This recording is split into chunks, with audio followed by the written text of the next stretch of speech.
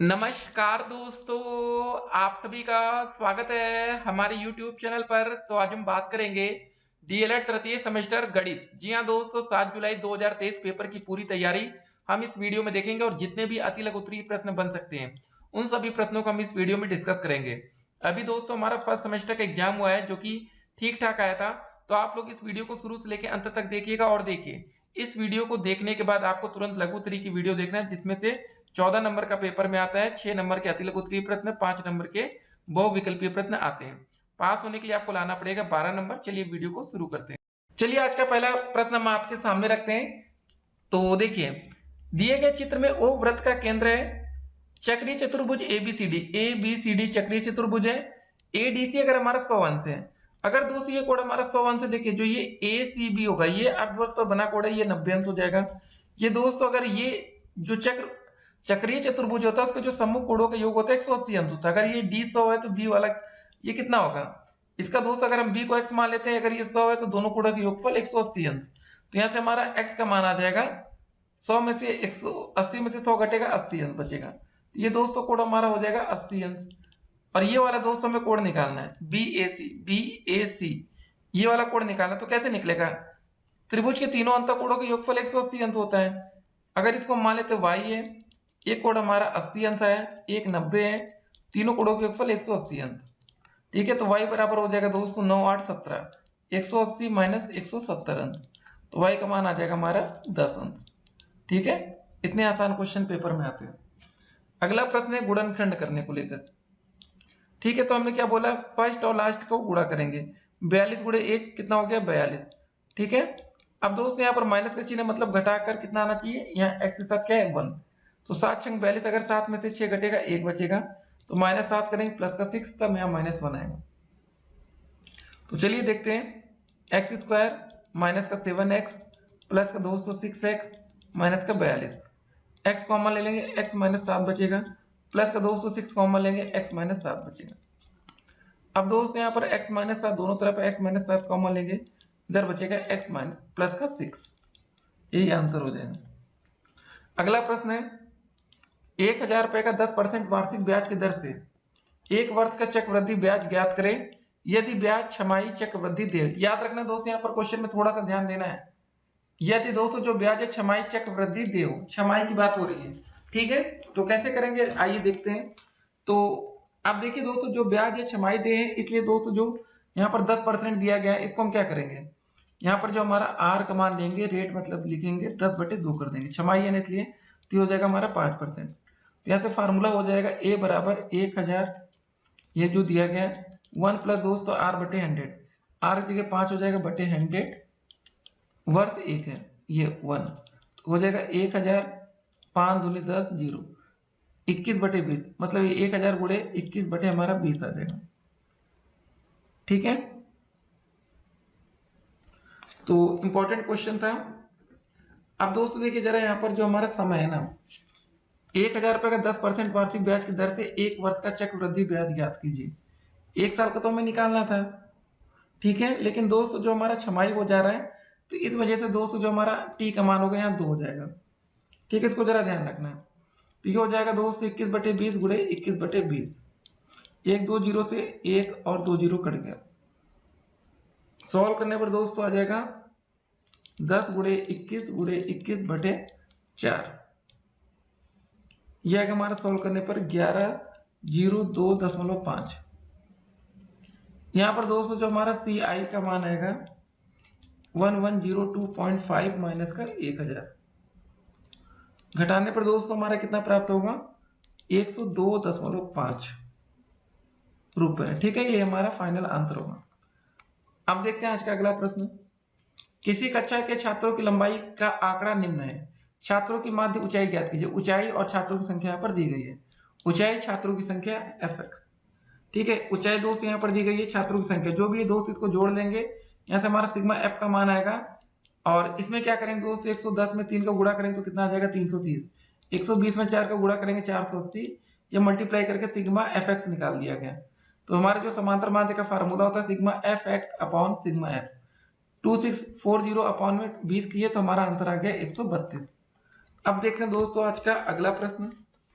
हर एक प्रश्न देखिए इंपॉर्टेंट है। यहाँ पर 25 की घात -3 यहाँ पर लिखा है, इसको क्या लिख सकते हैं, इसको लिख सकते हैं 1/25 की घात 3 गुणे दोस्तों 1/8 गुणे दोस्तों 3 की घात -3, इसको लिख सकते हैं 1/3 की घात 3 इंटू में इस संख्या पलट जाएगी 3/4 की घात हम कर सकते हैं प्लस का 2 गुणे 10 की घात 2।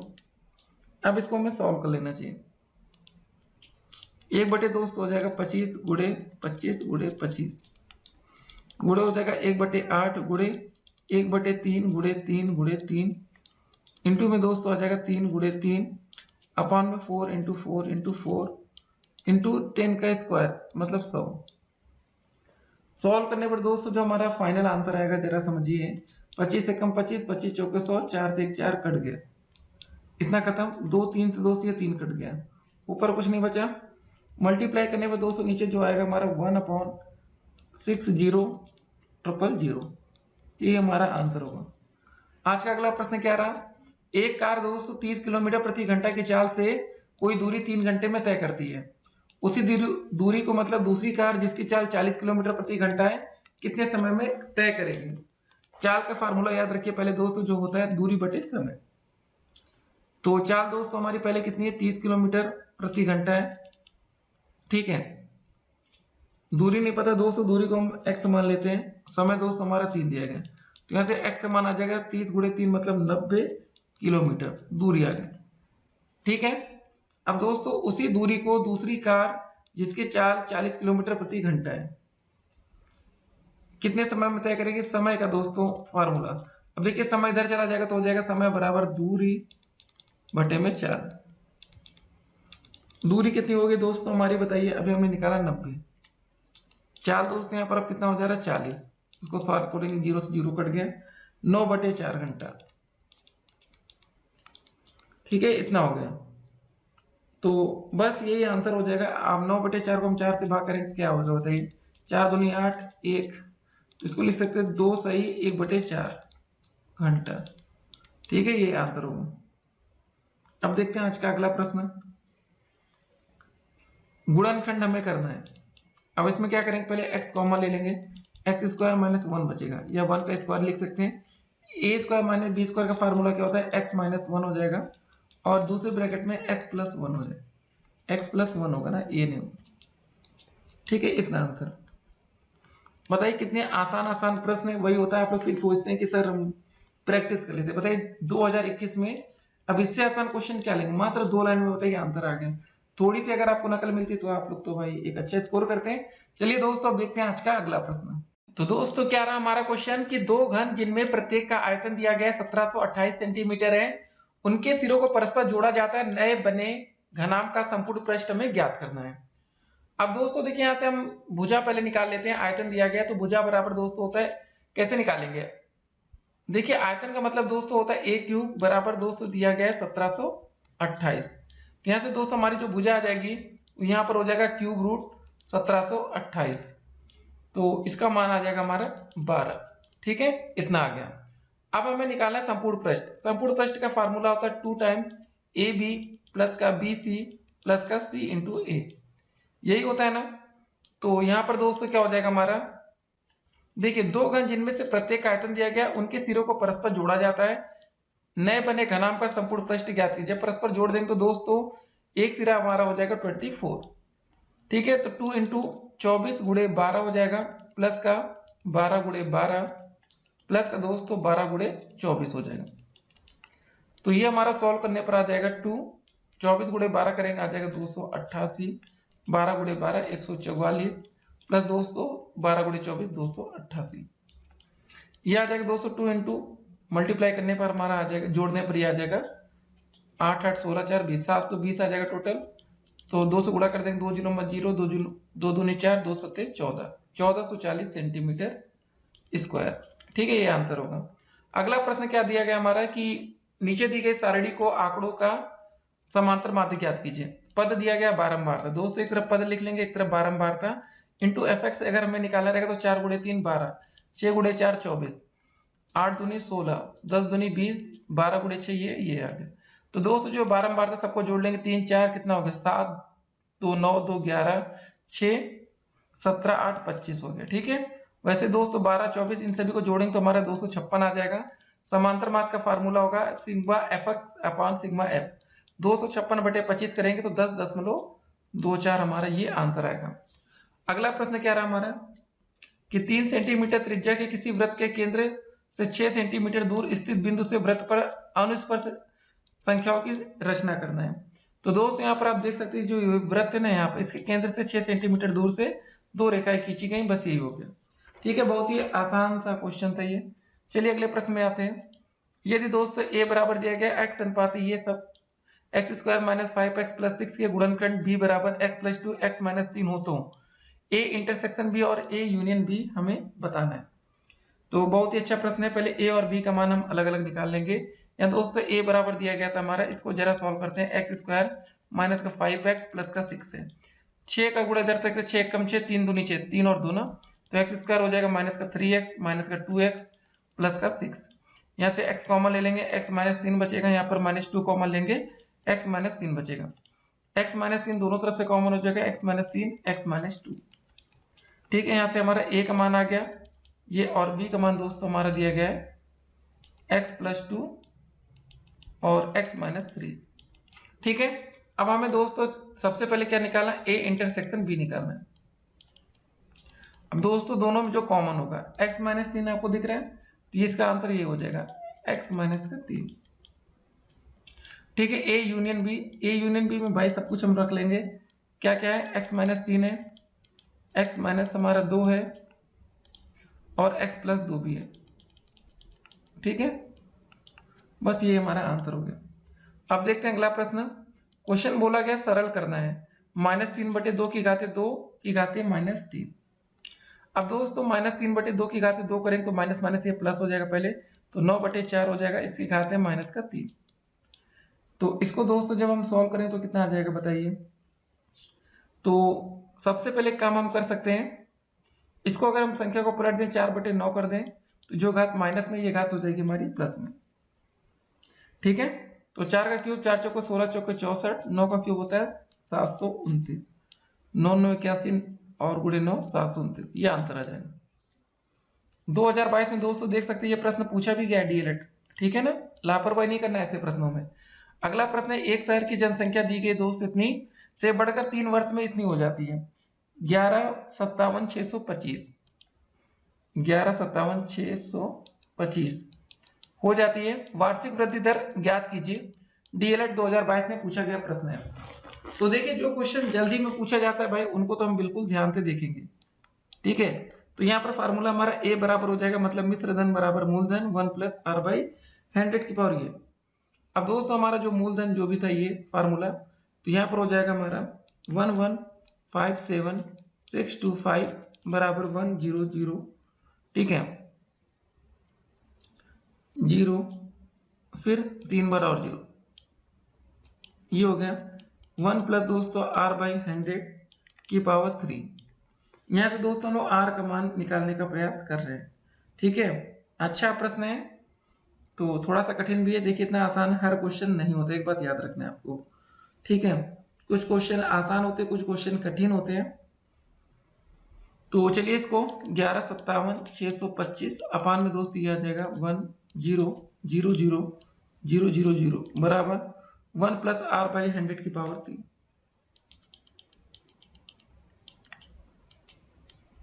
ये दोस्तों जो हमारा ऊपर लिखा है ना, ये दोस्तों हमारा 21 का क्यूब है। एक सेकंड रुकिए, पहले हम आपको बताते हैं इसमें कुछ चीजें और हम इसमें परिवर्तित करेंगे। इसको दोस्तों पहले हम भाग भाग करके देखते हैं कि कौन सी संख्या से इसमें हमारा भाग जाता है। तो 5 से भाग करिए पहले, 5 दूनी 10, 1 2 0 ये 1 2 3। ठीक है, अब इधर भी 5 से भाग करेंगे, 5 दूनी 10, 5 3 15, 5 1 5, 5 3 15, 5 दूनी 10, 5 25। ठीक है, तो इसमें दोस्तों किससे जाएगा भाग बताइए आप लोग। अब इसमें हम लोग भाग दे देते हैं डायरेक्ट, 25 से भाग दीजिए या 5 5 करके 2 बार। 25 से भाग देंगे, 25 8 200, 1 2 3 0। यहाँ पर दोस्तों भाग करेंगे 25 से, यहाँ पर भी 25 9 225, 261 ये आ जाएगा।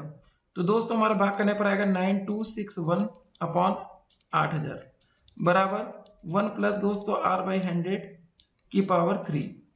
ये दोस्तों जो लिखा है 9261 ये दोस्तों हमारा होता है 21 का क्यूब। 21 गुणे 21 गुणे 21 लिखेंगे तो 9261 आएगा और नीचे 20 गुणे 20 गुणे 20 करेंगे तो हमारा 8000 आएगा। मतलब ये हो जाएगा 21/20 की घाते 3 बराबर 1 प्लस r बाई 100 की पावर 3। तो दोस्तों जो हमारी ये क्यूब है ये कट जाएगा, बचेगा कितना 21/20 बराबर 1 प्लस r बाई 100। ये माइनस इधर आ जाएगा तो हो जाएगा 21/20 माइनस का 1 बराबर r बाई 100। ठीक है, ये सॉल्व कर लेंगे 20 एकम 20 बचेगा 1/20 बराबर r बाई 100। 20 पंजे 100 ये r बराबर हमारा आ जाएगा 5%।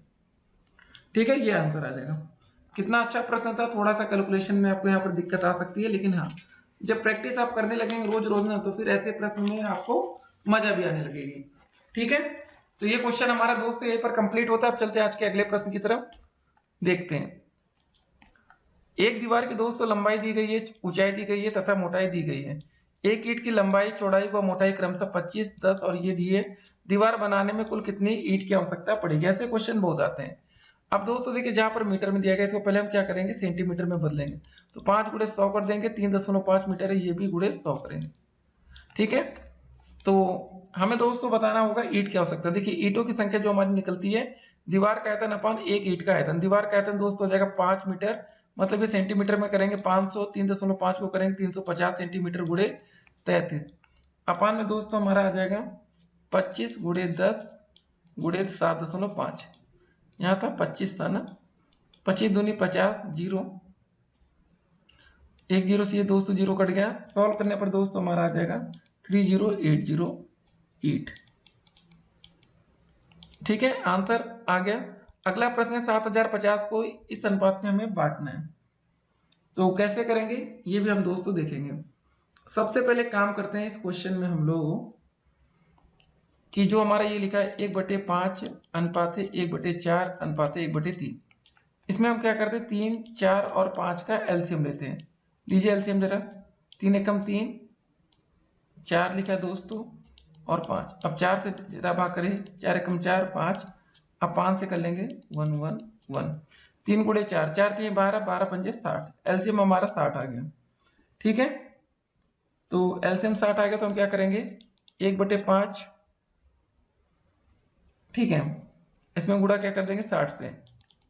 1/4 गुणे 60, 1/3 गुणे 60 करेंगे दोस्तों। यहाँ पर आ जाएगा 12/4 एकम 4। ठीक है, 4 पंजे 20, ये आ जाएगा 20। इतना आ गया दोस्तों। तो हमारा जो अनुपाती योग आएगा, अनुपाती योग आएगा वो दोस्तों कितना हो जाएगा 12 + 15 27 हो गया, 37 43 हो जाएगा। ठीक है, ये आ जाएगा। तो दोस्तों हमें जो पहली राशि निकालनी है मतलब इसके अनुपात में बांटना है। तो जो फर्स्ट राशि आएगी वो क्या हो जाएगी बताइए 12/47 गुणे दोस्तों हो जाएगा 7050। सॉल्व करने पर आएगा हमारा 1800 रुपये। दूसरी दोस्तों सेकंड राशि जो आएगी यहाँ होगा ना 15/47 गुणे 7050। ये सॉल्व करने पर आएगी हमारी दोस्तों 2250। तीसरी दोस्तों जो राशि आएगी कितनी आएगी 20/47 गुणे 2000 मतलब 7050 है ना 7050। ये दोस्तों सॉल्व करने पर आ जाएगा हमारा 3000 रुपये। अब चलिए चलते हैं आज के अगले प्रश्न की तरफ। 1245 रुपए को 3 व्यक्तियों में इस प्रकार बांटो कि उनके भागों को क्रमशः 10, 15 तथा 20 रुपए घटाने पर उनका आयतन 3:4:5 में रह जाए। ठीक है, तो दोस्तों सबसे पहले इसमें हम एक काम करते हैं ना, जो हमारे 1245 है इसमें हम घटाते हैं। देखिए इसको बांटना है तो 10, 15 और 20 को जरा जोड़ के जरा 10, 15 जोड़ेंगे 25, 35, 45। ठीक है, 1245 में से हम 45 घटा देंगे तो कितना बचेगा हमारा 1245 माइनस 45 बराबर आ जाएगा 1200। ठीक है, इतना आ जाएगा।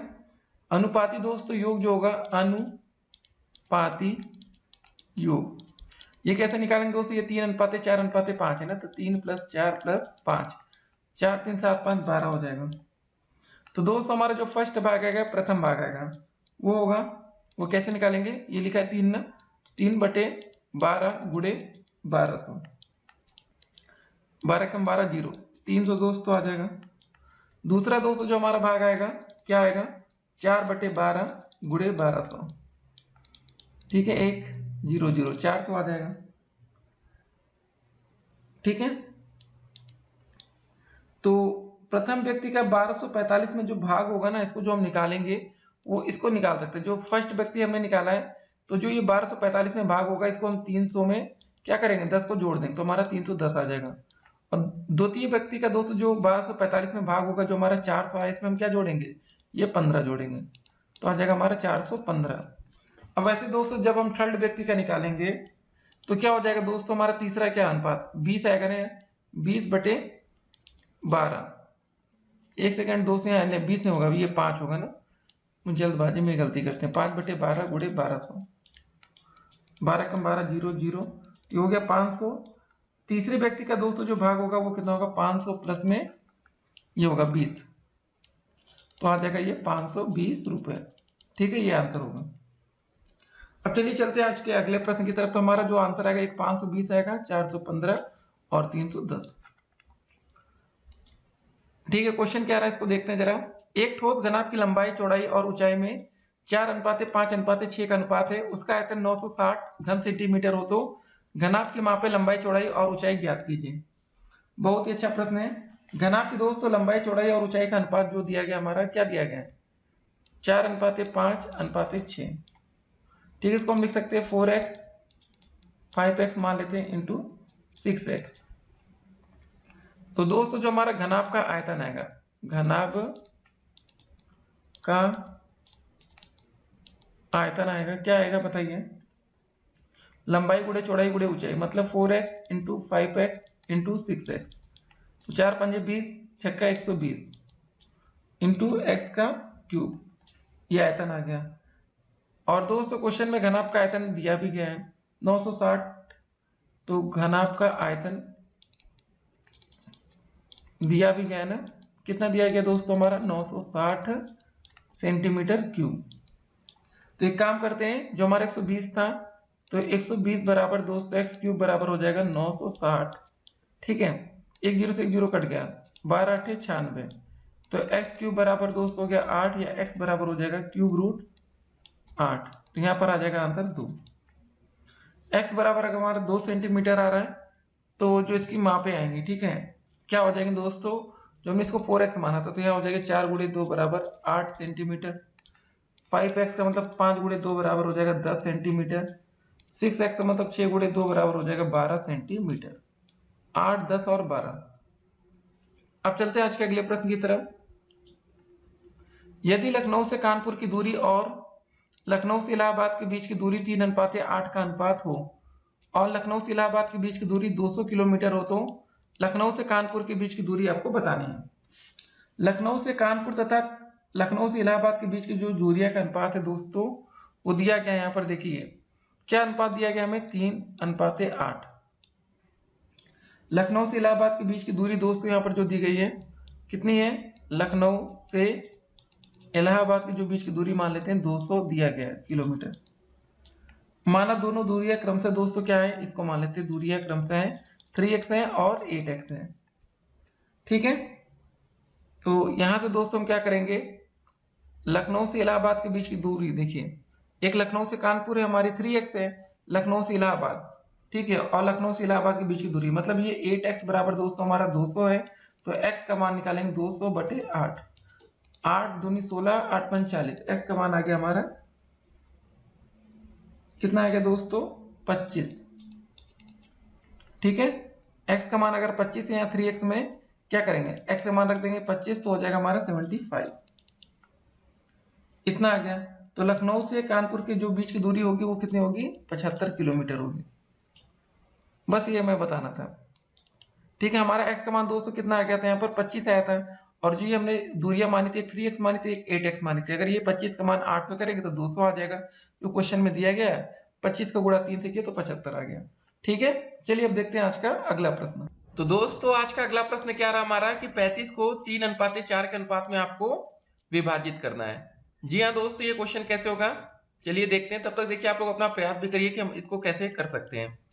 तो देखिए सबसे पहले हम 3:4 कैसे मान लेते हैं, 3x और 4x मान लेते हैं। अब देखिए इसको हमें 3:4 के अनुपात में विभाजित करना है, तो इसको दोस्तों 3x प्लस 4x बराबर हो जाएगा हमारा 35। ये जोड़ने पर आ जाएगा 7x बराबर 35, ठीक है 35। तो यहां से दोस्तों हम x का मान अगर निकालेंगे तो हो जाएगा 35/7, तो 7 बचे 35, ठीक है 5 बार जाएगा ना। तो x का मान 5 आ गया, तो हमने पहली संख्या 3x मानी थी, दूसरी संख्या 4x, तो 3x बराबर हो जाएगा मतलब 3 गुणे 5 बराबर 15, 4x बराबर दोस्तों हो जाएगा 4 गुणे 5 बराबर 4 पंजे 20, तो 15 और 20, ठीक है यही हमारा आ गया 15 रुपए 20 रुपए, ठीक है यही आंसर हो जाएगा। अगला प्रश्न है 1050 रुपए का 2% दर से 6 वर्ष का मिश्र धन हमें ज्ञात करना है। देखिए ये भी बहुत ही अच्छा प्रश्न है, देखिए आप लोग करने का प्रयास करते रहिए, हम आपको आंसर वैसे ही बताएंगे। देखिए इसमें क्या कर सकते हैं दोस्तों, पहले मान लेते हैं कि 100 रुपए का 1 वर्ष का ब्याज, यहाँ पर 100 रुपए से हम मानते हैं, ठीक है 100 वर्ष का 1 वर्ष का जो ब्याज आएगा 2% है ना, 1 वर्ष का ब्याज 2 रुपए हो जाएगा 100 रुपए से, ठीक है तो ये समझिए पहले। और उसके बाद देखिए फिर 100 रुपए का यहाँ पर बोला गया था 6 वर्ष का मिश्र धन, तो 100 वर्ष का दोस्त ये हमने 1 साल का ब्याज 2 रुपए है, तो 6 साल का ब्याज कितना हो जाएगा 2 गुणे 6 मतलब 12 रुपए हो जाएगा, ठीक है। तो 100 रुपए का 6 वर्ष का दोस्तों दर से जो मिश्र धन बनेगा वो कितना बनेगा बताइए। मिश्र धन बराबर होता है मूलधन, ठीक है प्लस का ब्याज, निकाल लेते दोस्तों। हमारा मूलधन कितना था, यहाँ पर हमने 100 रुपए माना था, प्लस ब्याज हमारा 12 आ गया, तो ये हो गया दोस्तों 112 रुपए, ठीक है। जब एक चीज समझिए यहाँ पर, जब दोस्तों हमारा मूलधन 100 रुपए था, ये देखिए तो मिश्र धन हमारा कितना बना 112 रुपए। तो अगर मान लेते हैं कि मूलधन हमारा 1 रुपए है, तो मिश्र धन दोस्तों हो जाएगा 112/100 हो जाएगा। फिर दोस्तों क्वेश्चन में बोला गया था 1050, तो 1050 रुपए जब मूलधन है तो मिश्र धन दोस्तों हो जाएगा 112/100 गुणे 1050। इसको सॉल्व कर लेंगे दोस्तों, हमारा आंसर आ जाएगा, सॉल्व करने पर आएगा 1176 रुपए, ठीक है यही आंसर हो जाएगा। चलिए अगला प्रश्न देखते हैं। साधारण ब्याज की दर से 2500 रुपए का 2 वर्ष 6 माह का 6% वार्षिक दर से ब्याज तथा मिश्र धन हमें ज्ञात करना है। देखिए दोस्तों यहाँ पर जो P बराबर है 2500, P का मतलब हमारा मूलधन, ये मूलधन है दोस्तों, ये समय है 2 वर्ष 6 महीना, ठीक है। और दोस्तों हमारा जो ब्याज दिया गया है, दर दिया गया मतलब 6% है। तो साधारण ब्याज का जो फार्मूला होता है हमारा मूलधन गुणे दर गुणे समय बटे 100, ठीक है। ये फार्मूला आप लोग लिख लेंगे पहले अगर आपको नहीं पता था। तो मूलधन की जगह दोस्तों हम क्या रख देंगे 2500, दर की जगह दोस्तों क्या रखेंगे 6% है, और दोस्तों यहाँ पर जो समय दिया गया 2 वर्ष, 2 साल 6 मतलब 5 महीना होगा ना, इस तरह समझिए 2.5 आएगा, क्योंकि यहाँ पर 6 महीना लिखा था, अगर पूरा 3 साल होता तो यहाँ पर 3 होता, तो यहाँ पर 2.5 ये भी इंपॉर्टेंट था, नहीं तो यहाँ पर भी आप गलती कर सकते हैं। बटे में 100, 2 जीरो से 2 जीरो कट गया, 25 गुणे 6 गुणे 2.5 करने पर आएगा हमारा 375 रुपए। उसके बाद दोस्तों हमारा लास्ट में मिश्र धन पूछा गया, ये हो जाएगा मूलधन प्लस का ब्याज। तो मूलधन दोस्तों हमारा कितना था 2500, ब्याज 375, जोड़ने पर 2875 रुपीज, ठीक है यही आंसर हो। तो आज का अगला प्रश्न क्या रहा हमारा कि कितने धन का मिश्र धन 5% वार्षिक दर से 3 वर्ष में 575 रुपए हो जाएगा, आपको ये बताना है। तो यहाँ पर हम फार्मूला यूज करेंगे, पहले हमें मूलधन निकालना है, तो बराबर होगा मिश्र धन गुणे 100 अपान में समय गुणे दर प्लस 100, ठीक है। ये फार्मूला हम यूज करके यहाँ से निकाल लेंगे। तो चलिए दोस्तों मूलधन कैसे निकालने के लिए, मिश्र धन हमारा दिया गया 575, इंटू में 100 हो जाएगा, अपान में दोस्तों समय, ठीक है समय देखिए कितना 3 वर्ष, और दर दिया गया 5%, तो 3 गुणे 5 प्लस में हो जाएगा 100, तो 575 जीरो जीरो ऊपर वाला 5 या 15, तो 15 के बाद 00 ये आ जाएगा, 15 से भाग दे देंगे, 15 या 45, 1 सेकंड दोस्तों 1 सेकंड रुकिए, एक हमसे गलती हुई। देखिए यहाँ पर क्या हुआ ना, नीचे जो हमारा हर है यहाँ पर हम लोग ने एक गलती की है, इसको पहले सही करते हैं। एक सेकेंड, देखिए जल्दबाजी में ये सब होता है। देखिए हुआ क्या ना, तो ये देखिए 5 थे 15 हो गया, 15 प्लस में चिन्ह ऊपर गुणा का चिन्ह था ना, तो 15 प्लस 100 करेंगे तो हो जाएगा 115। ये दोस्तों भाग करेंगे तो हमारा आंसर आ जाएगा 500 रुपए। ठीक है, हमारा जो फाइनल आंसर आएगा वो कितना हो जाएगा, 500 रुपए। तो अगला क्वेश्चन क्या रहा हमारा कि चक्रवृद्धि मिश्र धन ज्ञात करने का प्रतीकात्मक सूत्र लिखना है, यह भी बताना है कि प्रयुक्त प्रतीक किन अर्थों में है। तो देखिए फार्मूला होता है हमारा मिश्र धन बराबर मूलधन 1 प्लस दर अपॉन 100 की पावर समय। तो इसको ऐसे लिख सकते हैं, ए बराबर P into 1 plus R by 100 की पावर टी। अब दोस्तों यहाँ पर देख सकते हैं, ए का मतलब मिश्र धन अमाउंट है, पी का मतलब मूलधन प्रिंसिपल वैल्यू, आर का मतलब रेट और टी का मतलब समय टाइम। 5000 का 10% वार्षिक ब्याज की दर से 3 वर्ष का चक्रवृद्धि ब्याज हमें ज्ञात करना है। ठीक है, तो 5000 पे ये दोस्त हमारा प्रिंसिपल वैल्यू मतलब मूलधन हो गया, रेट आपका 10% हो गया, समय दोस्तों हमारा 3 वर्ष हो गया। पूरा ऐसे लिखेंगे आप लोग जब पेपर में, ठीक है ना। यहाँ पर जो भी दिया गया 5000 रुपये है, तो इसका जो फार्मूला होगा हमारा अमाउंट मतलब मिश्र धन बराबर मूलधन P 1 प्लस आर बाई 100 की पावर T। तो यहाँ पर दोस्तों 5000 हो जाएगा 1 प्लस 10/100 की पावर 3, एक जीरो से एक जीरो कटा, 10 एक कम 10, 11/10 की पावर 3 ना। तो यहाँ हो जाएगा 5000 इंटू में 11/10 की पावर 3। इसको सॉल्व करेंगे, 5000 इंटू में हो जाएगा 11/10 गुणे 11/10 इंटू में 11/10, 1 2 3 जीरो ना, तो 1 2 3 जीरो कट गया। अब इसका हमारा पूरा मल्टीप्लाई करेंगे तो आ जाएगा 6655 रुपए। अब दोस्तों मैं यहाँ बताना था चक्रवृद्धि ब्याज, तो चक्रवृद्धि ब्याज बराबर हो जाएगा हमारा चक्रवृद्धि ब्याज बराबर हो जाएगा हमारा मिश्र धन माइनस मूलधन। मिश्र धन दोस्तों हमारा है 6655, मूलधन हमारा 5000 रुपये था, घटाने पर आ जाएगा हमारा 1655 रुपए। ठीक है, यही आंसर होगा। आज का अगला प्रश्न क्या रहा, 1000 रुपये का 10% वार्षिक की दर से 2 वर्ष का चक्रवृद्धि ब्याज हमें ज्ञात करना है। ठीक है, बहुत ही अच्छा प्रश्न है। मूलधन दोस्त हमारा दिया गया है, ये P हो गया, ये R का मान है, ये T का मान है। ठीक है, हमें चक्रवृद्धि ब्याज ज्ञात करना है, बहुत ही अच्छा प्रश्न है। तो चलिए शुरू करते हैं। तो हमारा मिश्र धन वाला फार्मूला A बराबर होता है P 1 प्लस आर बाई 100 की पावर T। तो P का मतलब ये हो गया 1000, 1 प्लस आर का मतलब 10/100 की पावर 2, कट गया 10 एकम 10, 11/10 हो जाएगा, मतलब 1000 इंटू में 11/10 इंटू में 11/10, 2 जीरो ऐसे कट जाएगा, 121 इतना रुपए दोस्तों आ जाएगा। ठीक है, ये हमारा आ गया मिश्र धन। मूलधन दोस्तों हमें पता है, तो हमें जो ब्याज निकालना है चक्रवृद्धि ब्याज जो निकालना है दोस्तों, चक्रवृद्धि ब्याज बराबर मिश्र धन माइनस का मूलधन, तो 121 माइनस का 1000 रुपये, घटाने पर दोस्तों आ जाएगा 210 रुपये। ठीक है, आंसर हो गया। आज का अगला प्रश्न देखते हैं। हर्षिता ने एक राष्ट्रीयकृत बैंक में 5000 रुपये जमा किया, 2 वर्ष बाद उसे कुल कितने रुपए मिले यदि बैंक 8% वार्षिक चक्रवृद्धि ब्याज देता हो। अब दोस्त यहाँ पर देखिए जो हमारा प्रिंसिपल वैल्यू मतलब P है, ये हमारा मूलधन, समय T बराबर 2 वर्ष दिया गया है, R दोस्त जो हमारा रेट लग रहा है 8% है, तो हमें चक्रवृद्धि ब्याज ज्ञात करना। पहले हम मिश्र धन निकाल लेंगे, ठीक है। तो उसके बाद रुकिए दोस्त, तो इसमें क्या बताना है हमें, उससे कुल कितने रुपए मिले, मतलब हमें निकालना मिश्र धन ही है, ठीक है ना, ज्यादा कुछ नहीं निकालना है। तो हमारा A बराबर फार्मूला हो जाएगा, मतलब मिश्र धन बराबर मूलधन 1 प्लस आर बटे 100 की पावर T। P का मान दोस्तों 5000 रुपये, 1 प्लस आर की जगह 8/100 की पावर 2, 4 दूनी 8, 4 दूनी 8, 4 पंजे 20, 25 से कम 25, 27/25 की घात 2 हो जाएगा, ये हो जाएगा 5000 गुणे 27/25 गुणे में 27/25।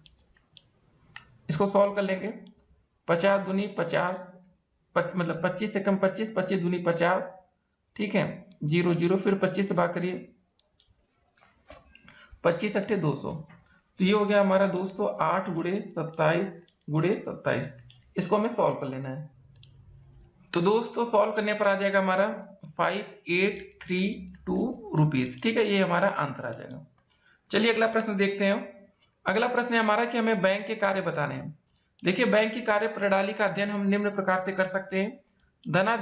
धन जमा करने, उधार लेने, धन आहरण करने के लिए, धन को सुरक्षित रखने के लिए और ब्याज पाने के लिए। बैंक व्यापारियों को व्यापार प्रारंभ करने के लिए, छोटे किसानों को कृषि के लिए और बेरोजगारों को धंधा शुरू करने के लिए ऋण देता है। बैंक खाताधारियों और सरकार के लिए भी कार्य करता है, जैसे स्कूलों की फीस जमा करना, पानी और बिजली के बिल जमा करना, करों का भुगतान, मकान के लिए ऋण की किस्तें जमा करना, वेतन की सुविधा प्रदान करना आदि। खाते कितने प्रकार के होते हैं? देखिए, बैंक में हम कई प्रकार के खाते खोल सकते हैं, जिनमें से कुछ प्रमुख खाते अग्रवत हैं। पहले दोस्तों आता है हमारा बचत खाता, सेविंग बैंक अकाउंट। सबके पास होगा, जो बच्चे इसमें वीडियो देख रहे होंगे लगभग। इस खाते का मुख्य उद्देश्य कम और मध्यम आय वर्ग के लोगों की बचत भावना को प्रोत्साहित करना है। यह खाता बैंक द्वारा निर्धारित न्यूनतम धनराशि जमा करके खोला जा सकता है। हम अपने बचत खाते से धन निकालने के लिए आहरण फॉर्म, विड्रा फॉर्म या चेक भरकर धन निकाल सकते हैं। खाते में न्यूनतम धनराशि 1000 रुपये रखने पर जमाकर्ता को बैंक से चेक बुक भी प्राप्त हो सकती है।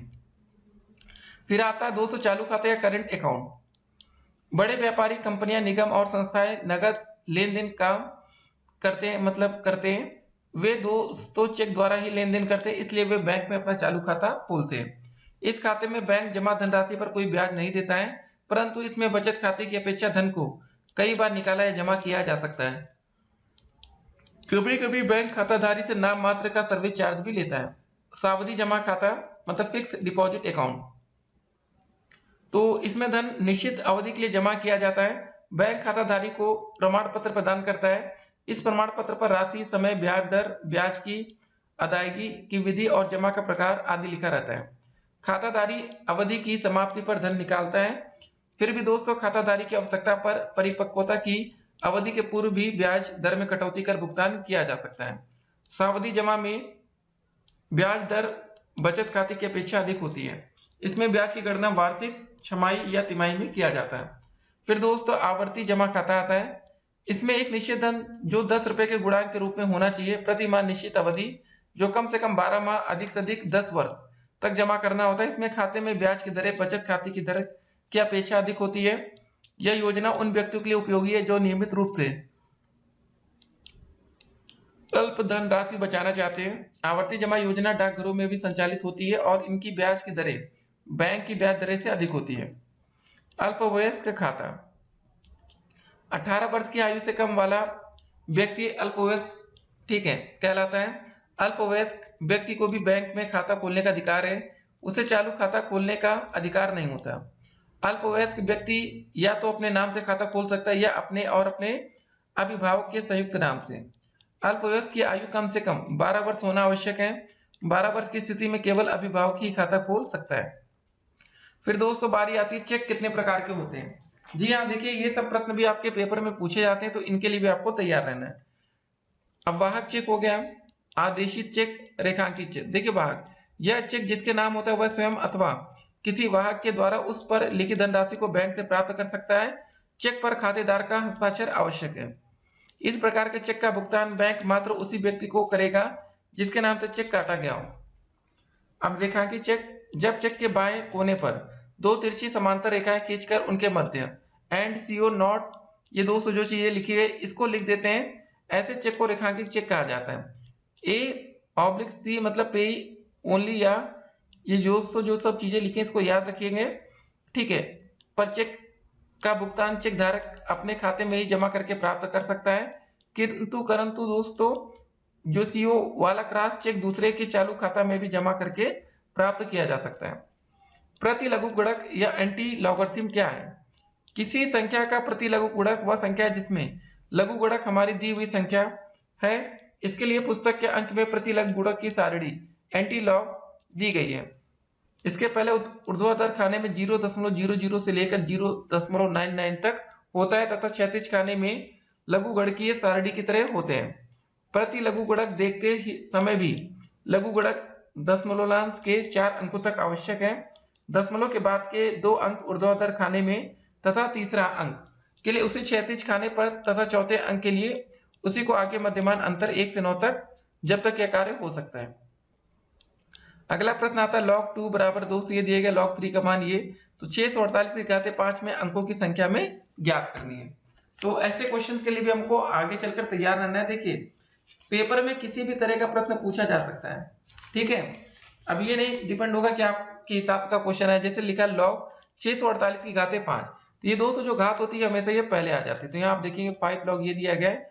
अब दोस्तों इसको क्या लिख सकते हैं, 648 को हम लिख सकते हैं 2 की घात 3 इंटू 3 की घात 4। इसका दोस्तों हम फैक्टर निकाल लिए होंगे ऐसे करके, ठीक है। तो ये हो गया दोस्तों 5 log 2 की घात 3 प्लस log 3 की घात 4। तो ये 3 आगे आ गया, यहाँ पर 4 आगे आ गया। तो यहाँ पर दोस्तों log 2 की वैल्यू रख दी गई 0.3010, 3 की वैल्यू होती है 0.771। तो इसका मल्टीप्लाई कर लिया गया दोस्तों, और लास्ट में ये यहाँ पर दोस्तों पूर्णांक 14 है, अंकों की संख्या दोस्तों 14 प्लस 1 मतलब 15 हो जाएगी। तो ये क्वेश्चन है दोस्तों। 648 का क्या किया गया जरा ये भी दिखाते हैं। 2 से भाग किए 2 3 6, 2 दूनी 4, 2 चौके 8। फिर दोस्तों 2 से भाग करेंगे 2 एकम 2, 2 छक 12, 2 दूनी 4। 2 से भाग करेंगे 2 अट्ठे 16, 2 एकम 2। 3 से भाग करेंगे 3 दूनी 6, 3 सत्ते 21। फिर 3 से भाग करेंगे 3 9 27। 3 से भाग करेंगे 3 त्रिक 9। फिर 3 से भाग करेंगे 3 एकम 3। 3 4 बार आ रहा है, 2 3 बार आ रहा है, ऐसे 2 की घाते 3 इंटू 3 की घाते 4। यहाँ पर दोस्तों आप वही देख रहे होंगे, यही लिखा था, ठीक है। ये हमने गुणनखंड किया था। अब चलते हैं आज के अगले प्रश्न की तरफ। अब हमें देखिए सिद्ध करना है 5 log 3 माइनस log 9 बराबर log 27 के। तो आप इसको क्या लिख सकते हैं, जो हमारा LHS मतलब लेफ्ट हैंड साइड 5 log 3 और log 9। अब 9 को दोस्तों हम क्या फैक्टर करेंगे, 3 त्रिक का 9, फिर 3 एकम 3। इसको हम लिख सकते हैं 3 का स्क्वायर। यही लिखा है 9 को 3 का स्क्वायर, 2 आगे आ जाएगा log 3, ठीक है। तो अब 5 में से दोस्तों सीधे 2 गया, बचेगा 3 log 3, ठीक है। ये हो गया हमारा। अब दोस्तों या तो आप ये कर सकते हैं ना, ये जो इधर आएगा तो इधर घाते दोस्तों क्यूब में हो जाएंगे। log 3 की घाते 3 मतलब 3 त्रिक का 9, त्रिक 27। ये हो गया, ठीक है। अगर कोई दिक्कत लगे देखिए आप लोग कमेंट करेंगे, ऐसे परेशान आपको नहीं होना है। अगर आपको समझ में नहीं आ रहा तो कमेंट करेंगे, आपको इसका आंसर बताया जाएगा, ठीक है। चलिए अगले प्रश्न में बढ़ते हैं। निम्न को परिभाषित करना, शेयर क्या होता है, भागीदार, लाभांश, शेयर का वास्तविक मूल्य, बाजारी मूल्य। पहले दोस्तों देखेंगे शेयर क्या होता है। वर्तमान युग उद्योग प्रधान युग है, अतः किसी भी उद्योग के सफल संचालन हेतु कुछ ऐसे साझेदारों की आवश्यकता होती है जो रुचि पूर्वक उस उद्योग को चलाए और समय समय पर बैठकर उद्योग की उन्नति के बारे में भी सोचे, ठीक है। अतः उसके लिए वे साझेदार मिलकर एक कंपनी स्थापित करते हैं तथा उसके सफल संचालन के लिए डायरेक्टर्स चुन लिए जाते हैं। किसी भी उद्योग धंधे को अच्छी तरह चलाने के लिए पूंजी की आवश्यकता होती है, अतः पूंजी की आवश्यकता को ध्यान में रखते हुए यह आवश्यक पूंजी को छोटे छोटे भागों में बांट देते हैं। इन छोटे छोटे भागों को शेयर कहते हैं। शेयर 1, 5, 10 या 100 रुपए के होते हैं। भागीदार आप किसे कहते हैं, शेयर होल्डर। शेयर खरीदने वाले व्यक्ति को शेयर होल्डर्स या भागीदार कहते हैं। जिस अनुपात में शेयर होल्डर्स की पूंजी लगी होती है उसी अनुपात में उनको लाभांश मिलता है। जी हाँ दोस्तों, जैसे कि आप किसी भी कंपनी का शेयर खरीद सकते हैं। फिर बारी आती है लाभांश की। कंपनी के लाभ को शेयर होल्डरों को उनके द्वारा मिली हुई पूंजी के अनुपात में बांट दिया जाता है। पूंजी के अनुपात में मिलने वाला लाभ का यह अंत ही लाभांश कहलाता है। शेयर का वास्तविक मूल्य आपको बताना हो, जितने रुपए के हिस्से कंपनी बनाती है उसे शेयर का वास्तविक मूल्य कहते हैं। बाजारी मूल्य, बाजार में शेयर की कीमत को बाजारी मूल्य कहा जाता है। एक कंपनी के 10 रुपए वाले 2.5% के शेयर 12.50 में बिक रहे हैं। बताओ शेयर होल्डर्स को अपने धन पर कितने प्रतिशत लाभ होगा, ठीक है। 10 रुपए के शेयर पर लाभ दोस्तों हो जाएगा 2.5 गुणे 10/100, ठीक है। यहाँ पे आप इसको निकाल सकते हैं। अब देखिए आपकी कैलकुलेशन भी थोड़ी यहाँ पर अच्छी होनी चाहिए। 10 हटेगा 1 जीरो और आ जाएगा, 1 जीरो से 1 जीरो कट गया, 25/100, 25 चौके 100, 1/4 दोस्तों यहाँ पर आप देख सकते हैं, ठीक है। और 4 से इसको भाग कर दें तो आ जाएगा 0.25 रुपए। 10 रुपए के शेयर का बाजार मूल्य दोस्तों यहाँ पर दिया गया है 12.50। 10 रुपए के शेयर का बाजार मूल्य 12.50 है। तो 12.50 पर जो लाभ मिल रहा है दोस्तों हमें कितना मिल रहा है, ये देखिए 0.25 रुपए। तो दोस्तों 100 रुपए पर जो लाभ होगा वो क्या हो जाएगा, 0.25 गुणे 100 बटे में 12.50। ये दो अंक पर दशमलव, ये दशमलव खत्म हो गया। ठीक है, तो यहाँ तो दोस्तों जो हम भाग करेंगे हमारा आ जाएगा 2। तो ठीक है, ये हो गया हमारा सोल्यूशन। तो ऊपर देखिए 100 गुणे 25 है तो 2500 हो जाएगा। 2500 में 1250 से भाग करेंगे 2 बार जाएगा। ठीक है, सिंपल तो हो गया, यहाँ पर देख सकते हैं।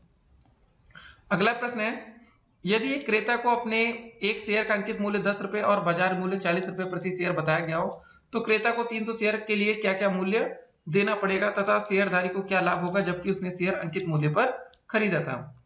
देखिए पहले शेयर का बाजार मूल्य कितना है दोस्तों, हमारा 40 रुपए है। खरीदे गए कुल शेयर की संख्या दोस्तों यहाँ पर आप देख सकते हैं 300 है। ठीक है, तो क्रेता को प्राप्त मूल्य होगा 40 गुणे 300 मतलब 12,000 रुपए। एक शेयर का अंकित मूल्य दोस्तों हमारा कितना है, 10 रुपए है।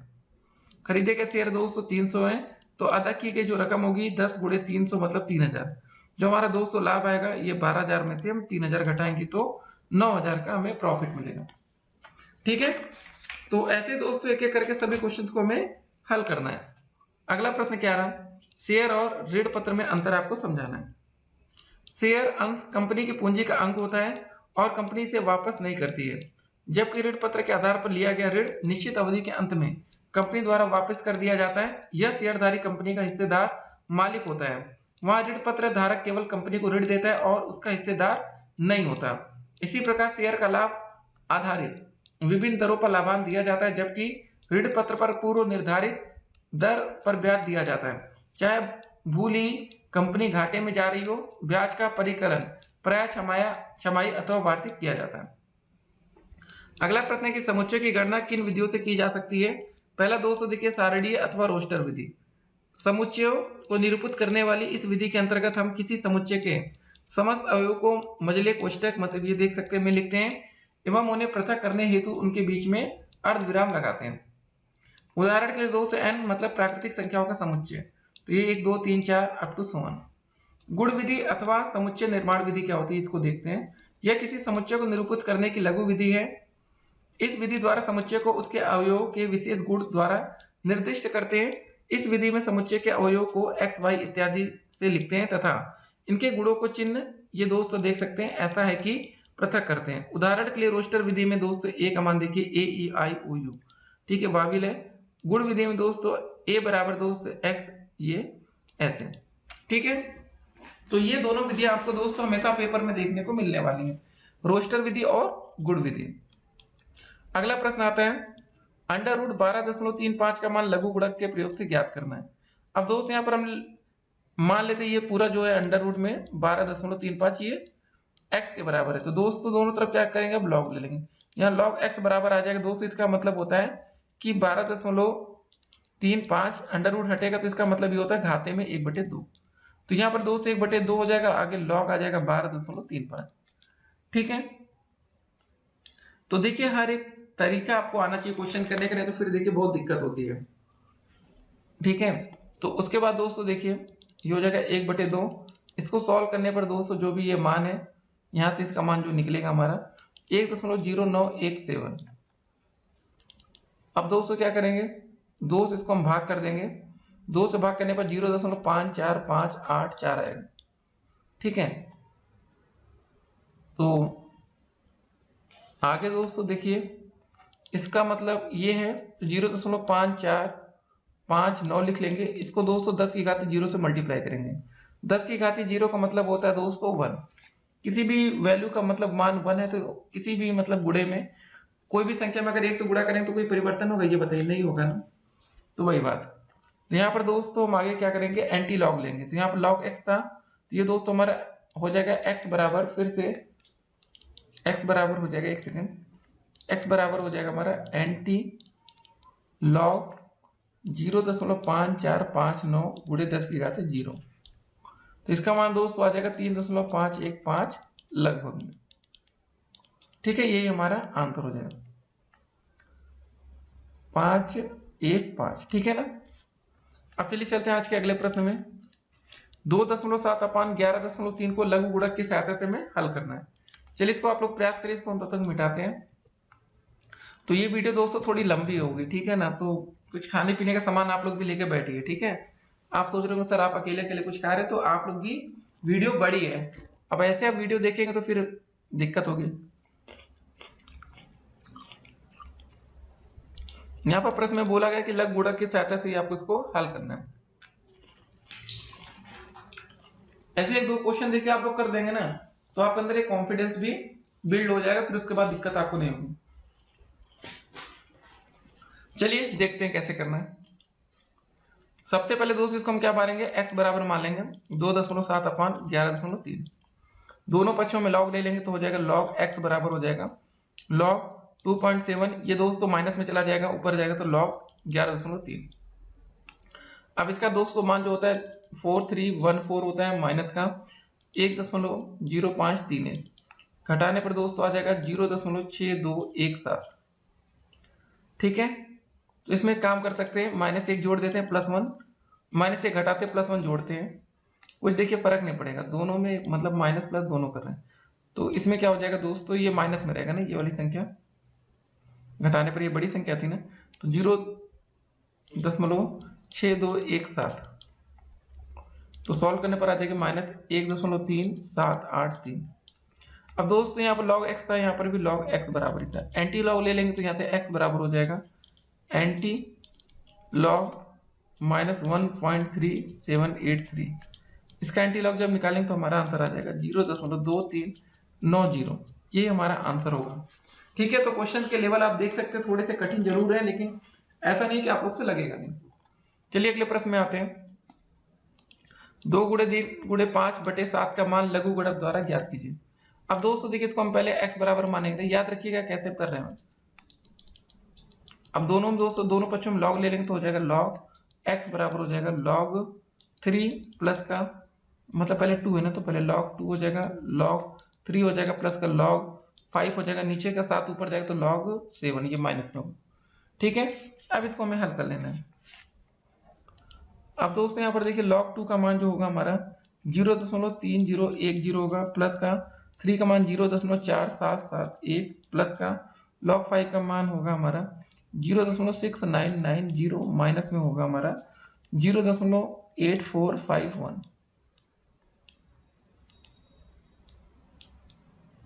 ठीक है, 8451, इसको मिटा के लिख लेते हैं, इतना हो गया। अब इसको सॉल्व कर लेंगे दोस्तों, तो सॉल्व करने पर हमारा आएगा 0.6320, और कुछ नहीं तो यहाँ मल्टीप्लाई में 1 कर सकते हैं ना, 1 की जगह हम 10 की घात 0 लिख देते हैं। अब दोस्तों दोनों पक्षों का एंटी लॉग लेंगे, यहाँ पर लॉग बराबर ये दिया गया। ठीक है, तो यहाँ हो जाएगा दोस्तों हमारा सिर्फ x मतलब लॉग x बराबर ना, तो यहाँ तो हो जाएगा x बराबर दोस्तों आ जाएगा एंटी लॉग 0.3 मतलब 6320 गुणे 10 की घात 0, इसका मान जो आ जाएगा हमारा 4.287, 285 है, यही आंसर हो गया। तो आप लोग देख रहे होंगे, हम लोग एक एक क्वेश्चन को हल करके यहाँ पर देखते हुए चल रहे हैं आगे। अब देखिए अगला प्रश्न है, निम्नलिखित घातांकीय रूप को लघु गुणक के रूप में प्रदर्शित करना है। 13 की घात 2 बराबर 169, यहाँ पर 2 आगे आ जाएगा 2 log 13 बराबर 169। ठीक है, आगे लिखा था 210 की घात 3 बराबर ये, तो -3 दोस्तों आगे आ जाएगा log 10 बराबर 10 की घात 3। ठीक है, ऐसे क्वेश्चन भी आपको पेपर में मिलेंगे, हमेशा ऐसा नहीं होगा कि सिर्फ कठिन ही प्रश्न आपको देखने को मिले। अगला क्वेश्चन आता है, एक वर्गाकार मैदान का क्षेत्रफल दिया गया है 1753 वर्ग मीटर, मैदान का परिमाप लघु गुणक की सहायता से आपको ज्ञात करना है। ठीक है, तो वर्ग का दोस्तों जो क्षेत्रफल होता है, एक बात बताइए, वर्ग का क्षेत्रफल का फार्मूला क्या होता है बताइए, भुजा का स्क्वायर। ठीक है, जहां ए स्क्वायर ए वर्ग की भुजा है, मतलब यहाँ पर भुजा स्क्वायर मतलब क्या मानते हैं, वर्ग में अक्सर ए स्क्वायर मानते हैं। जहां दोस्तों हमारी ए क्या है, ये हमारी भुजा है, ए स्क्वायर क्या था, ये क्षेत्रफल था। तो यहाँ पर देखिए हमारी मैदान का क्षेत्रफल दिया गया ना, तो मतलब ए बराबर हो जाएगा √71753। तो इसको सॉल्व करेंगे दोस्तों तो क्या आएगा, देखिए दोनों पक्षों में लॉग लेने पर तो हो जाएगा log x बराबर log a की जगह रखेंगे दोस्तों 1.6219। सॉल्व करने पर दोस्तों आ जाएगा 41.87। ठीक है, यही आंसर होगा। मैदान का परिमाप चारों भुजाओं का योग। ठीक है, मैदान का परिमाप लघु गुणक की सहायता से ज्ञात करना था। मतलब मैदान का जो हमारा परिमाप होगा वो चारों भुजाओं के योग के बराबर होगा। ठीक है, तो हो जाएगा 4 इंटू 41.87। सॉल्व करने पर 167.48 मीटर लगभग। ठीक है, ये आंसर हो जाएगा। अब देखते हैं आज का अगला प्रश्न। तो दोस्तों अगला क्वेश्चन क्या आ रहा है कि यदि समुच्चय हमारा a बराबर दिया गया है, b बराबर दिया गया है, तो दोनों समुच्चयों का योग तथा अंतर बताना है। पहले हमें जोड़ना है फिर घटाना है। मतलब योग का मतलब दोस्तों a यूनियन b, मतलब समझ लीजिए जो दोनों में उसको सब लिख लेंगे कॉमन। कॉमन और जो है सब कुछ देखिए 6 8 10 12 14 यहाँ पर है 6 9 15। तो यहाँ पर आएगा 6 8 9 10 12 14 और 15। ठीक है, अब a माइनस बी का मतलब होता है अंतर, मतलब a में से b को घटा लेंगे। ठीक है, तो a में से b को घटाइए, देखिए 6 यहाँ पर भी 6 ये कट गया। उसके बाद दोस्तों यहाँ पर और तो कुछ है नहीं, बाकी सब जो a में है सबको लिख लेंगे।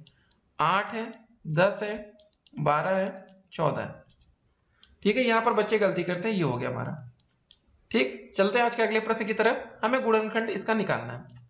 अब दोस्तों देखिए ऐसे क्वेश्चन में क्या होगा ना, आप कंफ्यूजन में आएंगे क्या करना। देखिए यहाँ पर एक्स स्क्वायर दिया है, ऐसे लिख लेंगे। ये जो एक्स का है मल्टीप्लाई अंदर करिए तो हो जाएगा ए एक्स माइनस का, ये देखिए माइनस आ जाएगा ना, मतलब बचेगा ऊपर एक्स अपॉन ए प्लस का 1। यहाँ पर एक्स कॉमन हो जाएगा तो क्या बचेगा यहाँ पर एक्स माइनस का ए। यहाँ दोस्तों कॉमन क्या हो जाएगा, यहाँ पर हम कॉमन लेंगे 1 अपॉन ए। तो यहाँ पर दोस्तों क्या बचेगा, ऊपर एक्स बचेगा, यहाँ अंदर चला जाएगा माइनस का ए बचेगा। अब दोस्तों यहाँ पर x माइनस इधर भी दोनों तरफ से x माइनस ए कॉमन ले लेंगे और बचेगा x माइनस 1 अपॉन ए। ठीक है, ये आंसर हो जाएगा। अगर आपको कोई दिक्कत लगे तो कमेंट करेंगे, आपको दोबारा से बताया जाएगा। अगले प्रश्न में बढ़ते हैं। इसका भी हमें गुणनखंड जो भी है इसका ज्ञात करना है। सीधे से दोस्तों ए बी का जो है अंदर मल्टीप्लाई करिए, A B X square plus का दोस्तों A B Y square plus का दोस्तों X Y A square plus का एक्स वाई बी स्क्वायर। इतना हो गया। आप क्या करेंगे, यहां पर आप देखिए पहले। ठीक है, तो यहां पर एक काम करते हैं, यहां पर लिखिए A B X square plus का दोस्तों ये ए स्क्वायर को इसको पहले लिख लीजिए, ए स्क्वायर एक्स वाई प्लस का दोस्तों हमारा ए बी वाई स्क्वायर है प्लस का बी स्क्वायर एक्स वाई। ठीक है, इतना हो गया। यहां पर हम लोग काम करते हैं, यहां पर a और x कॉमन ले लेते हैं। तो क्या बचेगा हमारा a x कॉमन ले लिए, बचेगा bx। ठीक है, इसमें bx बचेगा और यहां से भी ax बाहर आ जाएगा तो ay बचेगा प्लस का दोस्त यहां पर क्या कॉमन होगा ay। ठीक है, a नहीं by कॉमन होगा, यहां पर by कॉमन ले लेते हैं। तो यहां पर दोस्तों बचेगा हमारा ay प्लस का बचेगा यहां पर by। ठीक है, ay bx। तो दोस्त यहाँ पर जरा देखिए कि हमने गलती की, यहाँ पर हमने कॉमन लिया था बी वाई। ठीक है, तो यहाँ से बी वाई में कॉमन लेंगे तो हमारा क्या बचेगा ए वाई बचेगा प्लस का यहाँ बी और ये एक्स बचेगा ना, वाई कॉमन लिए थे तो यहाँ पर बी एक्स होगा। बी एक्स प्लस ए वाई, बी एक्स प्लस ए वाई दोनों तरफ से कॉमन हो जाएगा। तो मतलब हम ऐसे लिख लेंगे बी एक्स प्लस का ए वाई दोनों तरफ कॉमन हो गया, बचेगा कितना ए एक्स प्लस बी वाई। ठीक है, यही हमारा आंसर हो जाएगा। तो ये देखिए छोटे छोटे क्वेश्चन हैं जो एक छोटी सी गलती पर आपका आंसर पूरा का पूरा गलत कर सकते हैं। ठीक है ना, छोटी सी मतलब लापरवाही। चलिए अगले प्रश्न में बढ़ते हैं। इसका भी हमें गुणनखंड ज्ञात करना है, तो सीख लीजिए गुणनखंड आज निकालना है, क्योंकि फिर आज इतने क्वेश्चन हमको लगातार अगर हम लोग करेंगे ना तो हम लोग का गुणनखंड भी अच्छा हो जाएगा। 19 X square Y square plus का 78 वाई की पावर 4। ठीक है, बहुत ही अच्छा प्रश्न है। तो क्या करेंगे, कैसे निकालेंगे बताइए। इसका और इसका लास्ट में मल्टीप्लाई करिए, कितना हो जाएगा 78 आएगा। 13 छंग 78। ठीक है, 13 में दोस्तों 6 जोड़ेंगे तो 19 हो जाएगा, ये आ जाएगा। और 13 में 6 का मल्टीप्लाई करेंगे तो 78 आएगा। तो ये दोस्त हो जाएगा एक्स स्क्वायर माइनस का 13 X square Y square minus का 6 X square Y square plus का 78 वाई की पावर 4। अब दोस्त यहाँ पर एक्स स्क्वायर कॉमन ले लेंगे, यहाँ एक्स की घात 4 था ना, तो बचेगा यहाँ पर एक्स स्क्वायर माइनस का 13 वाई स्क्वायर, यहाँ पर माइनस का कॉमन लेंगे 6 वाई स्क्वायर, तो क्या बचेगा एक्स स्क्वायर बचेगा माइनस का 13 वाई स्क्वायर। अब दोस्तों दोनों तरफ से X square minus 13 Y square common ले लेंगे, बचेगा कितना एक्स स्क्वायर माइनस का 6 वाई स्क्वायर। ठीक है, यही हमारा फाइनल आंसर हो जाएगा। अगला प्रश्न है हमारा 11 x square minus 41 x minus 12 का गुणनखंड करना है। तो यहाँ पर क्या करेंगे दोस्तों, 12 गुणे 11 कर लेंगे सिंपल सा। ठीक है, 11 गुणे 12 करने पर दोस्तों 11 गुणे 12 करेंगे, 11 गुणे 12 करने पर दोस्तों हमारा 132 आ जाएगा। ठीक है, तो एक काम करना है, हमें 41 लाना घटाकर, तो हम एक काम करेंगे यहाँ पर देखिए 44 गुणे 3 करेंगे तो 132 आ जाएगा, घटाने पर 41 आ जाएगा। ठीक है, ऐसे हम लोग इस क्वेश्चन को करेंगे। तो ये चीज हमने आपको हमेशा बता रखी है, बेसिक वीडियोस में भी बता रखा है। ठीक है ना, तो चलिए इसको हम लोग करके देखते हैं। 44 इंटू 3 था ना हमारा, तो 11 एक्स स्क्वायर माइनस का हो जाएगा 44 एक्स प्लस का दोस्तों 3 एक्स माइनस का 12। ठीक है, यहाँ पर 11 एक्स कॉमन ले लेंगे, बचेगा एक्स माइनस 4 प्लस का दोस्तों 3 कॉमन ले लेंगे, एक्स माइनस 4 बचेगा। दोनों तरफ से एक्स माइनस 4 कॉमन ले लेंगे तो यहाँ बचेगा 11 एक्स प्लस का 3। ये हमारा फाइनल आंसर है। तो आप देख सकते हैं एक एक क्वेश्चंस करके लगातार हम लोग कंप्लीट करते हुए चल रहे हैं। अगले प्रश्न में आते हैं। 2 की पावर 5 इंटू 16 की पावर -2 भागे 2 की घात -3 को हमें सरल करना है। 2017 में देखिए पूछा गया प्रश्न, इंपॉर्टेंट हो जाता है। ठीक है, तो देखिए 16 को क्या लिख सकते हैं, 16 को लिख सकते हैं 2 की घात 4, मतलब 2 गुणे 2 गुणे 2 गुणे 2 करिए, 2 दूनी 4 दूनी 8 दूनी 16, 2 की घात 5 इंटू 2 की घात दोस्तों 4 की पावर -2 भागे 2 की पावर -3। इतना है दोस्तों ना। देखिए जैसे रहना है उसको बिल्कुल स्टेप बाय स्टेप करते रहना है। तो ये मल्टीप्लाई में 4 दूनी 8 हो जाएगा, तो हो जाएगा 2 की घात 5 इंटू में 2 की पावर -8 भागे दोस्तों 2 की पावर -3। अब दोस्तों मल्टीप्लाई में तो घातें जुड़ेंगी, तो 5 और -3 कितना हो जाएगा, आ जाएगा 2 की घात -3। ये दोस्तों भाग का चिन्ह इसको बटे में कर देंगे, 2 की घात -3 कट जाएगा, आएगा कितना 1। आसान सा क्वेश्चन था, ऐसे सीधे काट लीजिए या ऐसे आप इसको कर सकते हैं। 2 की घात -3 है, प्लस का 3 आ जाएगा, 2 की घात 0 हो जाएगा, बराबर 1 आएगा। ठीक है, अगर आप बिल्कुल स्टेप बाय स्टेप करना चाहते हैं तो ऐसे आंसर ला सकते हैं। तो चलिए अगले प्रश्न में आते हैं। वीडियो बड़ी हो रही तो थोड़ा जल्दी कर रहे हैं आपको बताने का। ठीक है, इस क्वेश्चन में हमने क्या बोला, पहले और लास्ट का मल्टीप्लाई कर लीजिए, सिंपल सा हो जाएगा। कितना आएगा गुणा करने पर, 1 गुणे 12 12 आ जाएगा, 4 3 12 कर देंगे दोस्तों, 4 में से 3 घटेगा 1 आ जाएगा। यहाँ पर 1 है ना, इसका घटा के लाना, तो मतलब 12 वाई स्क्वायर हो जाएगा, माइनस का 4 वाई प्लस का 3 वाई माइनस का 1। यहाँ पर दोस्तों 4 वाई कॉमन हो जाएगा, 3 4 3 12 3 वाई माइनस का दोस्तों 1 बचेगा, प्लस का 1 कॉमन लेंगे 3 वाई माइनस 1, 3 वाई माइनस 1 दोनों तरफ से कॉमन हो जाएगा, यहाँ पर बचेगा 4 वाई प्लस 1। ठीक है, ये आंसर। तो अगले प्रश्न में चलिए हम लोग बढ़ते हैं, इसको भी मिटाते हैं। अगला क्वेश्चन क्या रहा हमारा कि 4 गुणे 5 की पावर -2 1/10 भाग का चिन्ह 1/10 की पावर स्क्वायर है, 3/4 को सरल करना है। 4 पंजे 20, 20 की पावर दोस्तों कितना हो जाएगा -2 प्लस दोस्तों भाग का चिन्ह है ना, तो भाग का चिन्ह 1/10 मतलब ये हो जाएगा 1/100, 10 का स्क्वायर हो जाएगा 100 हो जाएगा ना। ये जैसे दोस्तों दिया गया वैसे हमें करते हुए चलना है, कुछ भी ज्यादा दिमाग नहीं लगाना है। प्लस का 3/4। ठीक है, ये जो भी ब्रैकेट ऐसे लगा, तो 20 की पावर -2 का मतलब है दोस्तों 1/20 का स्क्वायर, 20 का स्क्वायर होता है 400, मतलब 1/400 भाग का चिन्ह। ठीक है, तो उसके बाद 1/100 दिया गया। एक सेकंड दोस्तों, आपको बताना चाहेंगे इस क्वेश्चन में थोड़ा सा परिवर्तन है। यहाँ पर दोस्तों ये प्लस का चिन्ह दिया गया, यहाँ पर थोड़ा सा गलती है क्वेश्चन में। ठीक है, ये हो जाएगा प्लस का 3/4 है। अब यहाँ पर दोस्तों 400 एलसीएम हो जाएगा, यहाँ 1 प्लस यहाँ 4 आ जाएगा। ठीक है, प्लस का 3/4। तो दोस्त यहाँ पर क्या हो जाएगा, 4 1 5, 5/400 हो जाएगा, प्लस दोस्त यहाँ पर 3/4 लिखा है। अगर एलसीएम लेंगे यहाँ पर 100 से मल्टीप्लाई होगा, ऊपर भी 100 से। ठीक है, कितना हो जाएगा 5/400 प्लस दोस्तों हो जाएगा 300/400, जोड़ने पर आ जाएगा 305/400। ठीक है, अब इसको दोस्तों भाग करके जरा देख लेते हैं। 5 से भाग करिए, 5 6 30, 5 1 5 5 8 40 0, यह आ जाएगा हमारा 61/80, यही हमारा आंसर होगा। अगले प्रश्न में बढ़ते हैं। गुणनखंड हमें ज्ञात करना था 15x⁴ 3x² - 18 का। तो सिंपल तो हमने आपको बता रखा है, पहला इंटू लास्ट मल्टीप्लाई करेंगे, ठीक है। जो भी आएगा दोस्तों यहाँ पर घटाने पर 3 आना चाहिए, तो 18 × 15 और उसके बाद दोस्तों 18 में से 15 जाएगा, 3 बचेगा। तो यहाँ पर दोस्तों आप देख सकते हैं 15x⁴ + 18x² - 15 ये दिया गया, 3x² कॉमन हो गया, 3 × 5 = 15, 6 ऐसे ऐसे कॉमन करके आ गया। कोई डाउट होगा तो कमेंट आप लोग कर सकते हैं। अगला क्वेश्चन है, इसका भी गुणनखंड ज्ञात कीजिए। 2016 में पूछा गया प्रश्न। 8 × 3 करेंगे, 8 × 3 = 24, तो 12 में से दोस्तों 12 दूनी 24 करेंगे, 12 में से 2 घटेगा, फिर कितना आएगा, 10 आएगा। तो ये हो जाएगा 3x² प्लस का दोस्तों 12x माइनस का 2x माइनस का 8, 3x कॉमन ले लेंगे, बचेगा कितना, x + 4 बचेगा, माइनस का 2 कॉमन लेंगे, x + 4 बचेगा। x + 4 दोस्तों दोनों तरफ से कॉमन हो जाएगा, यहाँ बचेगा 3x माइनस का 2, ठीक है, यही आंसर हो जाएगा। अगला प्रश्न क्या रहा, इसको दोस्तों 3x - 6 से भाग देकर भागफल तथा हमें शेषफल बताना है। बहुत ही अच्छा प्रश्न हम कहेंगे, ऐसे क्वेश्चन आते तो बच्चों में मजा आती है। 3x - 6 से भाग देना है 15, ठीक है, x³ माइनस का 20x² प्लस का 13x माइनस का 12।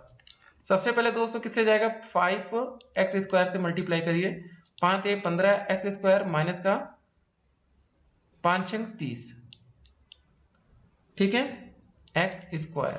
यहाँ दोस्तों माइनस, यहाँ पर प्लस हो जाएगा, ये कटेगा, यहाँ पर बचेगा 10x² प्लस का दोस्तों 13x। अब दोस्तों 10x² लाना है ना, तो किससे मल्टीप्लाई होगा बताइए। इसको दोस्तों मल्टीप्लाई करेंगे 10/3x से। क्यों करेंगे जरा देखिए, अगर हम 10/3x को मल्टीप्लाई करते हैं 3x से, तो कितना हो जाएगा बताइए, 3 से 3 कटेगा, बचेगा 10x², और हमें यहाँ पर देखिए 10x² लाना है, तो यहाँ हो जाएगा हमारा 10x²। आप 10/3 का मल्टीप्लाई ऐसे करिए, 10/3x × 6 से गुणा करिए, 3 दूनी 6, तो कितना आ जाएगा बताइए, 10 दूनी 20x आएगा ना, माइनस का दोस्तों 20x हो जाएगा, ये हमारा माइनस, ये हो जाएगा प्लस, ये घटेगा, 20 और 13 जोड़ लेंगे, हो जाएगा 33x माइनस का 12। अब दोस्तों कितनी बार जाएगा बताइए, अब दोस्तों इसको हम 11 बार ले जाएंगे, तो 11 × 3 11 × 33x, ठीक है, माइनस का 6, 11 × 6 = 66, यहाँ पर माइनस, यहाँ पर प्लस हो जाएगा, ये कट जाएगा, 66 में से दोस्तों 12 घटेगा, 54 आ जाएगा। तो ये देखिए हमारा जो आ रहा है ये 54, ये हमारा शेषफल है। ये दोस्तों जो आ रहा है ये हमारा, ये टोटल इतना, ये हमारा क्या है, भागफल है। ये हमें बताना था, क्वेश्चन पेपर में अलग से लिख लेंगे भैया भागफल ये शेषफल ये। अगला क्वेश्चन आता है गुणनखंड ज्ञात कीजिए। बहुत ही मजा आती है ना गुणनखंड देखते ही। अब देखिए दोस्तों इस क्वेश्चन में भी हम क्या करेंगे, फर्स्ट इंटू लास्ट का मल्टीप्लाई करिए, तो कितना होगा, 14 कम 14, 7 दूनी दोस्तों क्या होगा, घटाने पर हमारा कितना आना चाहिए। देखिए इसको आप ऐसे भी लिख सकते हैं, -x² माइनस का 5x प्लस का 14, माइनस कॉमन ले लेंगे तो क्या बचेगा, x² प्लस 5x माइनस का 14। इसको भी आप सॉल्व कर सकते हैं, जो भी आएगा बाद में माइनस को मैनेज कर लेंगे। ऐसे करते हैं पहले, अच्छा जरा, तो पहला लास्ट का गुणा करेंगे, 7 दूनी 14, ठीक है, 7 में से 2 घटेगा, 5 आ जाएगा, 7 × 2 करेंगे 14 आ जाएगा, 7 में से 2 घटाएंगे तो 5 आ जाएगा, ये वाला। तो ये हो जाएगा, माइनस के बाहर रहने देते हैं, x² प्लस का 7x माइनस का 2x माइनस का 14, x कॉमन ले लेंगे, x + 7 बचेगा, माइनस का 2 कॉमन लेंगे, x + 7 बचेगा। अब दोस्तों यहाँ पर हमारा x + 7 दोनों तरफ से कॉमन होगा, x - 2 और आ जाएगा, और ये बाहर का माइनस, ठीक है, ये हमारा फाइनल आंसर। ये माइनस अंदर चला जाएगा तो क्या हो जाएगा बताइए, इधर जाएगा तो हो जाएगा 2 - x हो जाएगा, ठीक है, एक ही में तो माइनस जाएगा, बाकी x + 7 वैसे ही रहेगा, मल्टीप्लाई में ना, प्लस में थोड़ी नहीं, दोनों में माइनस अंदर जाएगा, ठीक है। ये क्वेश्चन हो गया हमारा। तो देखिए कितना आसानी से हम लोग हर एक प्रश्न को कर पा रहे हैं गुणनखंड के, ठीक है। 2019 में भी देखिए गुणनखंड से क्वेश्चन पेपर में आता है, 2019, ठीक है। तो x² - 1 - 2y - y² का गुणनखंड कीजिए। तो कैसे करेंगे, x² ये है। अब दोस्तों यहाँ पर एक काम करते हैं, x² लिखा है, माइनस का y² इधर लिखते हैं, माइनस का 2y माइनस का 1, x² है, माइनस कॉमन ले लेंगे, y² प्लस का 2y प्लस का 1। तो ये दोस्तों देखिए ये y + 1 का होल स्क्वायर का फार्मूला बन गया। क्या होता है, ये y² हो जाएगा प्लस 1 का स्क्वायर हो जाएगा प्लस का 2y होगा, वही यहाँ पर लिखा है, तो ये हो जाएगा एक्स स्क्वायर माइनस का वाई प्लस 1 का होल स्क्वायर। ये दोस्तों फार्मूला बन गया। अब हमारा एक्स स्क्वायर दिख रहा है, ये ए स्क्वायर बन गया, ये बी स्क्वायर बन गया। इसका फार्मूला होता है ए प्लस बी, तो लिखेंगे एक्स प्लस का वाई प्लस 1। ठीक है, दूसरा होता है ए माइनस बी, क्या हो जाएगा एक्स माइनस वाई माइनस 1। ठीक है, ये आंसर हो जाएगा। इसको साइड में रखते हैं, -1 रहेगा ना ऐसे। एक सेकेंड दोस्तों, ये -1 ये हो गया और ये इसको साइड। अब चलिए अगले प्रश्न में बढ़ते हैं कि संख्या 1 से लेकर 20 तक की सम संख्याओं का समांतर माध्य ज्ञात कीजिए। 1 से 20 तक सम संख्या कौन कौन सी होगी? 2, 4, 6, 8, 10, ठीक है, 12, 14, 16, 18, 20। ये हो गया। समांतर माध्य ज्ञात करना है, सभी संख्याओं को जोड़कर टोटल संख्या जितनी उससे भाग कर देंगे। 2, 4, 6, 8, 10, 12, 14, 16, 18, 20। टोटल संख्या गिने कितनी? 1, 2, 3, 4, 5, 6, 7, 8, 9, 10 बटे में 10 बराबर 200 जोड़ने पर आ जाएगा हमारा 110 बटे 10, कट कर देंगे, आंसर आ जाएगा 11। ये क्वेश्चन 2019 में आया था। देखिए 2 नंबर का प्रश्न है ये, इतना छोटा सा। अगला प्रश्न देखते हैं कि निम्नलिखित सारणी में 50 शिक्षार्थियों का भार किलोग्राम में दिया हुआ है, उनके भार का समांतर माध्य ज्ञात कीजिए। डीएलएड में 2 बार ये प्रश्न रिपीट हो रहा है, 17 और 16 में। भार दोस्तों किलोग्राम में दिया गया, बारंबार था, छात्रों की संख्या 40, 42, 43, 44, 45, ये सब। दोस्त यहाँ पर एक्स देख सकते हैं, भार ये दिया गया, छात्रों की संख्या दोस्तों दी गई है, बारंबार था। तो सबसे पहले हमने f इंटू एक्स मतलब दोनों का मल्टीप्लाई, 40 गुणे 4 160, 42 गुणे 12 कर लिया, सब में मल्टीप्लाई किया, मतलब ठीक है, ये आ गया। तो n का दोस्तों जो टोटल ये संख्या थी इसको जोड़ लिए, जोड़ने पर 50 आ रहा है, इसको टोटल जोड़े तो 2148 आ रहा है। इतना हमने कर लिया। देखिए जो चीज है वो स्टेप बाय स्टेप करेंगे। अब दोस्तों हमें यहाँ पर समांतर माध्य निकालना था, तो इसके लिए फार्मूला हमने यूज किया समांतर, ठीक है, माध्य बराबर दोस्तों हमारा हो गया यहाँ पर सिग्मा एफ एक्स अपॉन में एन। एफ एक्स कितना था? 2148 अपॉन में दोस्तों 50, भाग करने पर दोस्तों हमारा आ गया 42.96। यही हमारा आंसर होगा। अगला प्रश्न है कि निम्नलिखित आंकड़ों का समांतर माध्य दिया गया 21.5, तो के का मान ज्ञात कीजिए। यहाँ पर के का मान निकाला, वही दोस्तों यहाँ पर हमने देखिए सब कुछ लिख लिया सीरियल से, ठीक है, बारंबार था। फिर वही 5 गुणे 6 30 हो गया, सबका मल्टीप्लाई कर दिए और दोस्तों इन संख्याओं को सबको जोड़ लिए, तो जो भी आएगा जोड़ने पर 15 प्लस के आ गया, और यहाँ पर भी दोस्तों मल्टीप्लाई में भी के था, तो ये आ गया। तो सबसे पहले दोस्तों हमने फार्मूला में क्या यूज करेंगे बताइए? समांतर माध्य बराबर हो जाएगा, समांतर माध्य बराबर दोस्तों हो जाएगा sigma F X upon N. समांतर माध्य दोस्तों इस क्वेश्चन में दिया गया 21.5, 21.5 बराबर ये दोस्तों आया हमारा 35 के प्लस का 255 अपान में दोस्तों हो जाएगा 15 प्लस के। इसको हमें सॉल्व कर लेना है, ठीक है। इसको जब हम सॉल्व करेंगे इधर तिरिया गुणा होगा, मल्टीप्लाई ये सब करके हमारा जो के का फाइनल आंसर आएगा वो बता देते हैं आपको, 5 आएगा, ठीक है। अगर आपको जोड़ घटाने में कोई दिक्कत हो तो आप लोग कमेंट करेंगे, आपको बताया जाएगा, ठीक है। अगला क्वेश्चन देखते हैं। 10, 12, 8, 9, 11, 19, 13, 10, 20 और 22 की माध्यिका ज्ञात कीजिए। सबसे पहले दोस्तों आंकड़ों को हम आरोही क्रम में, मतलब बढ़ता हुआ क्रम, 8, 9, 10, 10, 11, 12, 13 ये बढ़ रहा है। पदों की संख्या दोस्तों n बराबर 10 है, जो कि सम संख्या है। जब सम संख्या होगा तो फार्मूला माध्यिका का लगेगा n/2वें पद का मान प्लस n/2 प्लस 1वें पद का मान बटे 2। अब पदों की संख्या दोस्तों 10 है, तो यहाँ पर हो जाएगा 10/2वें पद का मान प्लस 10/2 प्लस 1वें पद का मान अपॉन में 2। भाग करने पर 2 पंजे 10 आएगा दोस्तों, 2 पंजे 10, 1 6, मतलब 5वें पद और छठे पद का मान। 5वां पद कौन था? 3, 5वां पद 11, छठा पद भी है, ठीक है। तो 11 प्लस 12 आ जाएगा अपॉन में 2, 11 12 जोड़ने पर आ जाएगा 23/2। भाग करेंगे 2 एकम 2, 2 एकम 2, 2 पंजे 10, 11.5। अगला प्रश्न है हमारा कि निम्नलिखित बारंबारता बंटन का बहुलक ज्ञात कीजिए। पद दोस्तों दिया गया, बारंबारता दिया गया, जो भी संख्या सबसे ज्यादा बार रिपीट होती है वही दोस्तों बहुलक बनेगी। देखिए उपयुक्त सारणी में 20 की बारंबारता सबसे अधिक है, 26 है, जिसका मान 26 आता है, सबसे अधिक बारंबारता वाला पद बहुलक होगा, ठीक है, हो गया। एक घन की दोस्तों भुजा 3 सेंटीमीटर है, उसका आयतन हमें ज्ञात करना है, बताइए कैसा होगा? आयतन का दोस्तों फार्मूला होता है हमारा a क्यूब 3 का दोस्तों क्यूब कर दीजिए, 3 गुणे 3 गुणे 3 करिए, 3 त्रिक का 9, त्रिक 27, 27 सेंटीमीटर क्यूब कर दीजिए या घन सेंटीमीटर। ठीक है, ये आंसर होगा। अगला प्रश्न देखिए, एक घन की कोर 5.5 सेंटीमीटर है, उसका आयतन व संपूर्ण पृष्ठ ज्ञात कीजिए। घन का आयतन का दोस्तों फार्मूला फिर से आपको बता रहे हैं, एक क्यूब होता है, तो 5.5 का होल क्यूब हम कर देंगे तो आंसर कितना आएगा 166.375 सेंटीमीटर क्यूब।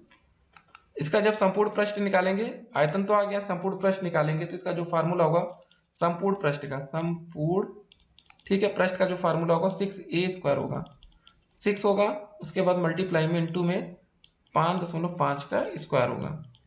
इसको दोस्तों जब हम सॉल्व करेंगे तो आ जाएगा हमारा 181.5 सेंटीमीटर स्क्वायर।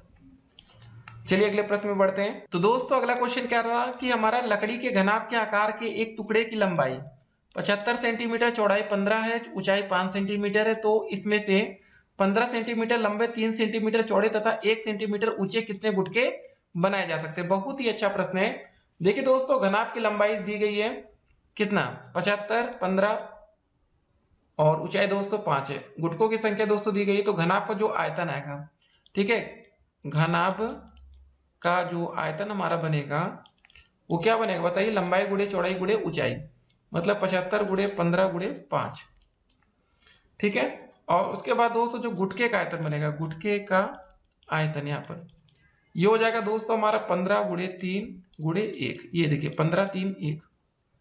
अब गुटकों की संख्या दोस्तों अगर हमें निकालनी होगी, गुटकों की संख्या, ठीक है, तो ये हमारी आ जाएगी घनाभ का आयतन, ये घनाभ का आयतन, घनाभ का आयतन अपान में दोस्तों हो जाएगा एक गुटके का आयतन, एक गुटके का आयतन हो जाएगा दोस्तों हमारा 75 गुणे 15 गुणे 5 अपान में दोस्तों आ जाएगा 15 गुणे 3 गुणे 1। सॉल्व करने पर दोस्तों हमारा 125 आ जाएगा, यही हमारा फाइनल आंसर होगा। ठीक है, 15 से 15 कट गया, 3 दूनी 6, 3 5 15, 25 पंजे 125। अगला प्रश्न है हमारा 10 सेंटीमीटर भुजा के दोनों घनों को बराबर सटाकर रखने से प्राप्त घनाभ का संपूर्ण पृष्ठ ज्ञात कीजिए। दोनों देखिए दोस्तों 10 सेंटीमीटर के जो भुजा के दो घन है, दोनों को सटाकर रखा गया है। घनाभ की दोस्तों जो लंबाई दी गई है वो कितनी दी गई है, लंबाई 10 सेंटीमीटर दी गई है। जुड़े हुए घनाभ की दोस्तों जो लंबाई हो जाएगी 10 + 10, जब जोड़ दिए जा रहे हैं तो घनाभ की जो लंबाई होगी, जुड़े हुए घनाभ की लंबाई हो जाएगी दोस्तों 10 + 10 मतलब 20 सेंटीमीटर। और घनाभ की दोस्तों चौड़ाई जो है वो कितनी है, 10 है, ऊंचाई दोस्तों जो है वो भी हमारी 10 सेंटीमीटर है। घनाभ का जो संपूर्ण पृष्ठ आएगा, घनाभ का संपूर्ण पृष्ठ वो कैसे निकालेंगे हम लोग, 2 गुणे 20 गुणे दोस्तों 10 हो जाएगा, प्लस 10 गुणे 10 प्लस का 10 गुणे 20। ठीक है, क्या होता है फार्मूला, लंबाई गुणे चौड़ाई, चौड़ाई गुणे ऊंचाई, फिर ऊंचाई गुणे लंबाई। तो यहां से सॉल्व करने पर दोस्तों आ जाएगा हमारा 2 गुणे 20 दामा 200 प्लस का 100 प्लस का 200, 200 100 300, 300 200 500, 500 गुणे 2 1000 सेंटीमीटर। ठीक है, ये आंसर हो जाएगा। संपूर्ण पृष्ठ आ गया, डीएलएड 2018 का प्रश्न है। अगला क्वेश्चन जरा देखते हैं। एक लंबवृत्तीय बेलन के आधार का क्षेत्रफल 100 वर्ग सेंटीमीटर है यदि बेलन की ऊंचाई 10 सेंटीमीटर है। ठीक है, तो आयतन हमें बताना है। बेलन के आधार का जो क्षेत्रफल होगा दोस्तों वो क्या होगा, πr² हो जाएगा। ठीक है, आधार का क्षेत्रफल दिया भी गया है 100 सेंटीमीटर स्क्वायर या वर्ग सेंटीमीटर। ठीक है, बेलन की दोस्तों जो ऊंचाई दी गई है, हाइट 10 सेंटीमीटर है। बेलन का आयतन का जो फार्मूला होता है πr² होता है। ठीक है, πr² का मतलब 100 गुणे 10 कर देंगे, आंसर आ जाएगा 1000 घन सेंटीमीटर। ये होता दोस्तों। देखिए अगर आपको क्वेश्चन आ रहा हो तो इतनी तेजी से आप सॉल्व कर पाएंगे विद इन सेकेंड मिनट। अगला प्रश्न देखिए, एक शंकु के आधार पर त्रिज्या 3.5 सेंटीमीटर तथा ऊंचाई 12 सेंटीमीटर है। शंकु का आयतन तथा वक्र पृष्ठ ज्ञात करना है। बहुत अच्छा प्रश्न है। शंकु की दोस्तों ऊंचाई दी गई है पहले, ठीक है। हाइट h बराबर दी गई है 12 सेंटीमीटर। शंकु की जो त्रिज्या है 3.5 सेंटीमीटर। r बराबर दोस्तों 3.5, दशमलव हटाएंगे 0 आ जाएगा। 5 7 35, 5 दूनी 10। ठीक है, इसको हम लिख सकते हैं 7/2 सेंटीमीटर। इस तरह ज़्यादा अच्छा लग रहा है, नहीं तो 3.5 से थोड़ा कैलकुलेशन टफ होता है। ठीक है, तो ये सब चीज़ हो गई, हाइट हो गई और हमारी दोस्तों त्रिज्या आ गई, आर आ गई। अब दोस्तों यहाँ से हम त्रिज्या ऊंचाई निकाल सकते हैं। एल बराबर दोस्तों फार्मूला होता है √h² प्लस का r²। हाइट कितनी है दोस्तों हमारी, ऊंचाई 12 का स्क्वायर हो जाएगा, प्लस दोस्तों r की जगह हम रखेंगे 7/2 का स्क्वायर। 12 का स्क्वायर होता है 144 प्लस 7 7 49/4।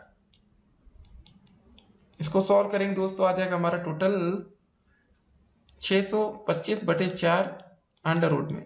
ऊपर आ जाएगा दोस्तों 25/2, ये बाहर आएगा रूट के। इसको 2 से भाग कर देंगे तो 12.5 सेंटीमीटर ये आ जाएगा। तिरछी ऊंचाई आ गई, तिर्यक ऊंचाई। शंकु का जो वक्र पृष्ठ होता है हमें निकालना क्या था, वक्र पृष्ठ और आयतन। वक्र पृष्ठ का फार्मूला होता है πr/l। अब पाई की जगह दोस्तों रहेगा हमारा 22/7, r की जगह रहेगा 7/2, l दोस्तों आया था हमारा 25/2। सॉल्व कर लेंगे तो कट्टम कुट्टम करिए दोस्तों, यहाँ से 2 से भाग करेंगे 11 बढ़ जाएगा, 7 से 7 कट गया। ठीक है, 25 गुणे 11 कर लीजिए, फिर इसको 2 से भाग कर देंगे तो आ जाएगा हमारा 137.5 सेंटीमीटर स्क्वायर। अगला दोस्तों हमारा है शंकु का आयतन निकालना है। आयतन का फार्मूला होता है 1/3 पाई r²h। 1/3 दोस्तों पाई की जगह 22/7, r का मान 7/2, तो 7/2 गुणे 7/2 इंटू h की जगह 12। 1 7 से 7 कट गया, 2 छंग 12, 2 तिहाई 6, 3 से 3 कट गया, 22 गुणे 7, 7 दूनी 14, 7 दूनी 14 15, 154 घन सेंटीमीटर। ठीक है दोस्तों, ये हमारा आंसर हो गया। तो देखिए ये होता है अप्रोच करने का, कितनी तेजी से क्वेश्चंस के आंसर हम लोग ला रहे हैं। ठीक है, थोड़ी सी प्रैक्टिस करेंगे आप भी ऐसे ही तेजी से आंसर ला पाएंगे। चलिए अगला प्रश्न देखते हैं। अब अगला प्रश्न है हमारा कि भाई वृत्त क्या होता है, इसकी परिधि, जीवा तथा वृत्तखंड को हमें समझाना है। तो यदि एक समतल में कोई बिंदु इस तरह गतिमान हो कि समतल में दिए गए एक निश्चित बिंदु से उसकी दूरी सदा नियत रहती, मतलब समान रहती, मतलब यहाँ त्रिज्या से दोस्तों जो दूरी होगी यहाँ पर ये भी उतनी होगी, इधर भी उतनी होगी। तो इस बिंदु के पथ द्वारा बनी गई आकृति को वृत्त कहते हैं। ये दोस्तों बाहर जो हमारा दिख रहा है ये क्या, हमारी परिधि है। ये परिधि लिखा गया, ये त्रिज्या है, व्यास है, जीवा है। स्थिर बिंदु को वृत्त का केंद्र, सेंटर तथा इस केंद्र से वृत्त की प्रत्येक बिंदु की नियत दूरी को वृत्त की त्रिज्या या रेडियस कहते हैं। परिधि क्या होता है, वृत्त के परिमाप को वृत्त की परिधि कहते हैं। वृत्त की जीवा और व्यास, वृत्त के दो बिंदुओं को मिलाने वाले रेखाखंड को वृत्त की जीवा कहते हैं तथा ऐसी जीवा को वृत्त के केंद्र से होकर जाए वृत्त की व्यास कहलाती है। वृत्तखंड, वृत्त की जीवा वृत्त को दो भागों में विभाजित करती है। इन दो भागों में से प्रत्येक को वृत्तखंड कहते हैं। छोटा भाग लघु वृत्तखंड व बड़ा भाग दीर्घ वृत्तखंड कहलाता है। ये दोस्तों देखिए जैसे दो भाग में कट हो रहा है ना, ये छोटा भाग है, ये बड़ा भाग। इन खंडों में से प्रत्येक को एक दूसरे का एकांतर कहते हैं। अगला क्वेश्चन, किसी वृत्त के केंद्र से 5 सेंटीमीटर की दूरी पर स्थित जीवा की लंबाई 24 सेंटीमीटर है। उस जीवा की लंबाई ज्ञात कीजिए जो केंद्र से 12 सेंटीमीटर की दूरी पर स्थित हो। अब दोस्तों यहाँ पर देखिए, एक हमने फिगर ड्रा किया 5 सेंटीमीटर की दूरी पर दोस्तों ये, और इस जीवा की लंबाई 24 सेंटीमीटर। ये देखिए केंद्र से 12 सेंटीमीटर की दूरी पर स्थित हो। ठीक है, ऐसे क्वेश्चन करना है। दूरी दोस्तों पहले क्या है हमारी 5 है, फिर 5 से 12 हो रही है। जीवा दोस्तों हमारी क्या है, पहले दोस्तों हमारी 24 है, अब 24 से क्या हो जाएगी दोस्तों, ये x हो जाएगी। तो इसको हम कैसे रखेंगे, इसको हम ऐसे रखेंगे 12:5 समानुपात 24:x। ठीक है, ऐसे बढ़ते चलेंगे। तो अब इसको सॉल्व कर लेंगे, ये मल्टीप्लाई बाहर बाहर का अंदर अंदर का, तो 12x बराबर हो जाएगा 24 गुणे 5, 12 दूनी 24, x का मान आ जाएगा 10। ठीक है, ये आंसर हो जाएगा। कितनी आसानी से हम लोग कर पा रहे हैं। देखिए यही होती है प्रैक्टिस आपकी। कोई दिक्कत होगी दोस्तों कमेंट करेंगे, आपको वीडियो के माध्यम से उसको अलग से क्वेश्चन को समझाया जाएगा। अगला प्रश्न है देखिए हमारा कि एक वृत्त में एक 10 सेंटीमीटर लंबी जीवा खींची गई है जिसकी केंद्र से दूरी 12 सेंटीमीटर है, वृत्त की त्रिज्या ज्ञात कीजिए। 10 सेंटीमीटर लंबी जीवा खींची गई है, ठीक है। इस क्वेश्चन में ये बोला गया है जिसकी केंद्र से दूरी 12 सेंटीमीटर है, ये देख सकते हैं 12 सेंटीमीटर, वृत्त की त्रिज्या ज्ञात कीजिए। त्रिज्या ज्ञात करनी है, ये मान लेते केंद्र ओ ए, ठीक है। अगर ओ ए की लंबाई दोस्तों में ज्ञात करनी है तो क्या हो जाएगा बताइए। तो ऐसे क्वेश्चन जब पेपर में आते हैं तो फिर बहुत ही मजा आती है। यहाँ पर दोस्तों जो ये हमारी जीवा दिख रही नीचे, इसकी लंबाई 10 सेंटीमीटर, यहाँ 5 लिखा है, ये 5 की लंबाई यहाँ बीच में रखी है, ओ इतना आधा 5 होगा, पूरा 10 था तो ये 12 5 हो गए। ये अगर ये निकालना तो ये देखिए पाइथागोरस प्रमेय लगेगा, कर्ण का स्क्वायर बराबर होता है लंब का स्क्वायर प्लस का आधार का स्क्वायर, 12 स्क्वायर प्लस 5 स्क्वायर, ठीक है। ओ ए स्क्वायर बराबर ये होगा, ओ ए बराबर दोस्तों अंडर रूट हो जाएगा 144 प्लस का 25, जोड़ने पर 169 आ जाएगा, सॉल्व करने पर ओ ए का मान आ जाएगा 13 सेंटीमीटर। ये दोस्तों हमारी त्रिज्या हो जाएगी, ठीक है। ये अगला प्रश्न देखिए, संलग्न चित्र में ए बी सी डी एक चक्रीय चतुर्भुज है, ए बी सी डी, ठीक है। सी बी क्यू 48 अंश है, सी बी क्यू ये वाला दोस्तों कोण हमारा 48 अंश है। ए बराबर दोस्तों 2b के हैं, ए दोस्तों कहाँ गया, ये वाला हमारा जो है ये 2b के हैं, तो b का मान हमें ज्ञात करना है, ये वाला दोस्तों कोण हमें बताना है, ठीक है। बहुत ही अच्छा प्रश्न है। तो दोस्तों पहले हम त्रिभुज बी सी क्यू में देखेंगे, बी सी क्यू ये वाला जो त्रिभुज हमें दिख रहा है, त्रिभुज बी सी क्यू में। अब दोस्तों देखिए इस क्वेश्चन में हम क्या करेंगे ना, देखिए हमें ये वाला बी वाला कोड पता है, क्यू पता है, ये वाला दोस्तों जो कोड होगा डी सी बी, ये होगा दोस्तों हमारे इसका ये दोस्तों दो अंतर कोडों के योग के बराबर होगा, जो इसका मान आएगा ना ये वाला 48 और बी के बराबर, तो ये कोड हो जाएगा दोस्तों हमारा 48 प्लस बी, ठीक है।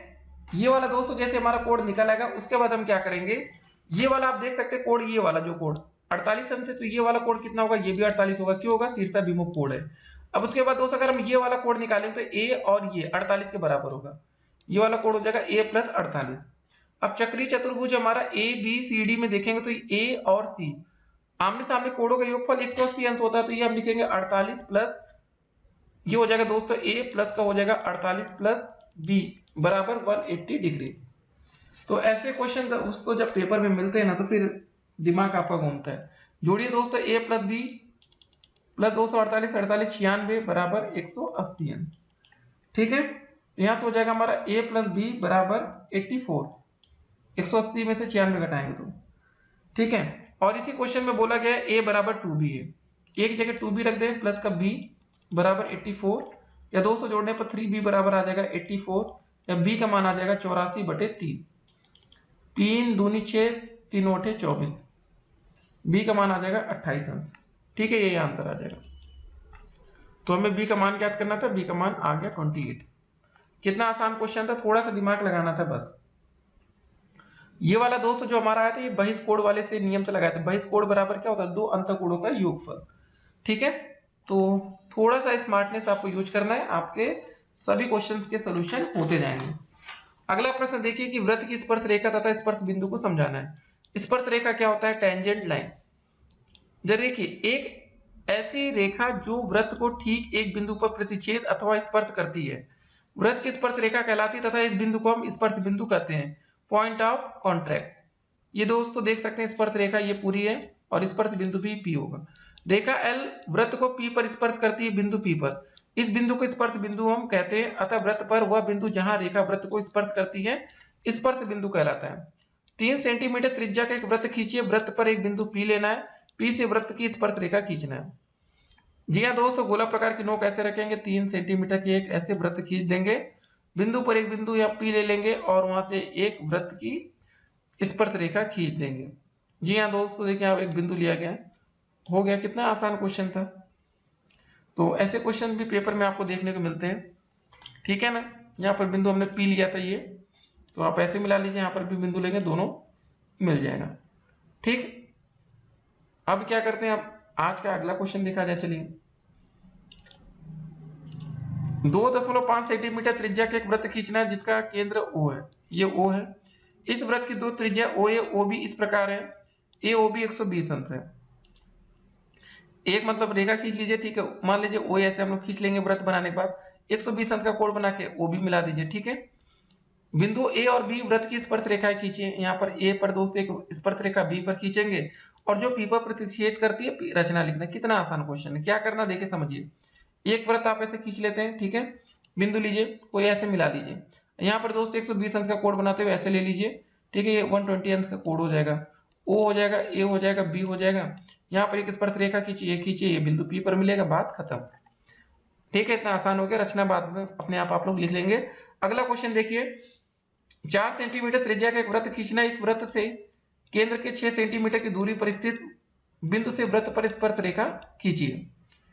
पहले दोस्तों 4 सेंटीमीटर का एक वृत्त, त्रिज्या का एक वृत्त ऐसे हम बना लेते हैं, ठीक है, इस यहां से मतलब 4 सेंटीमीटर इधर भी होगा, 4 इधर भी होगा, ठीक है।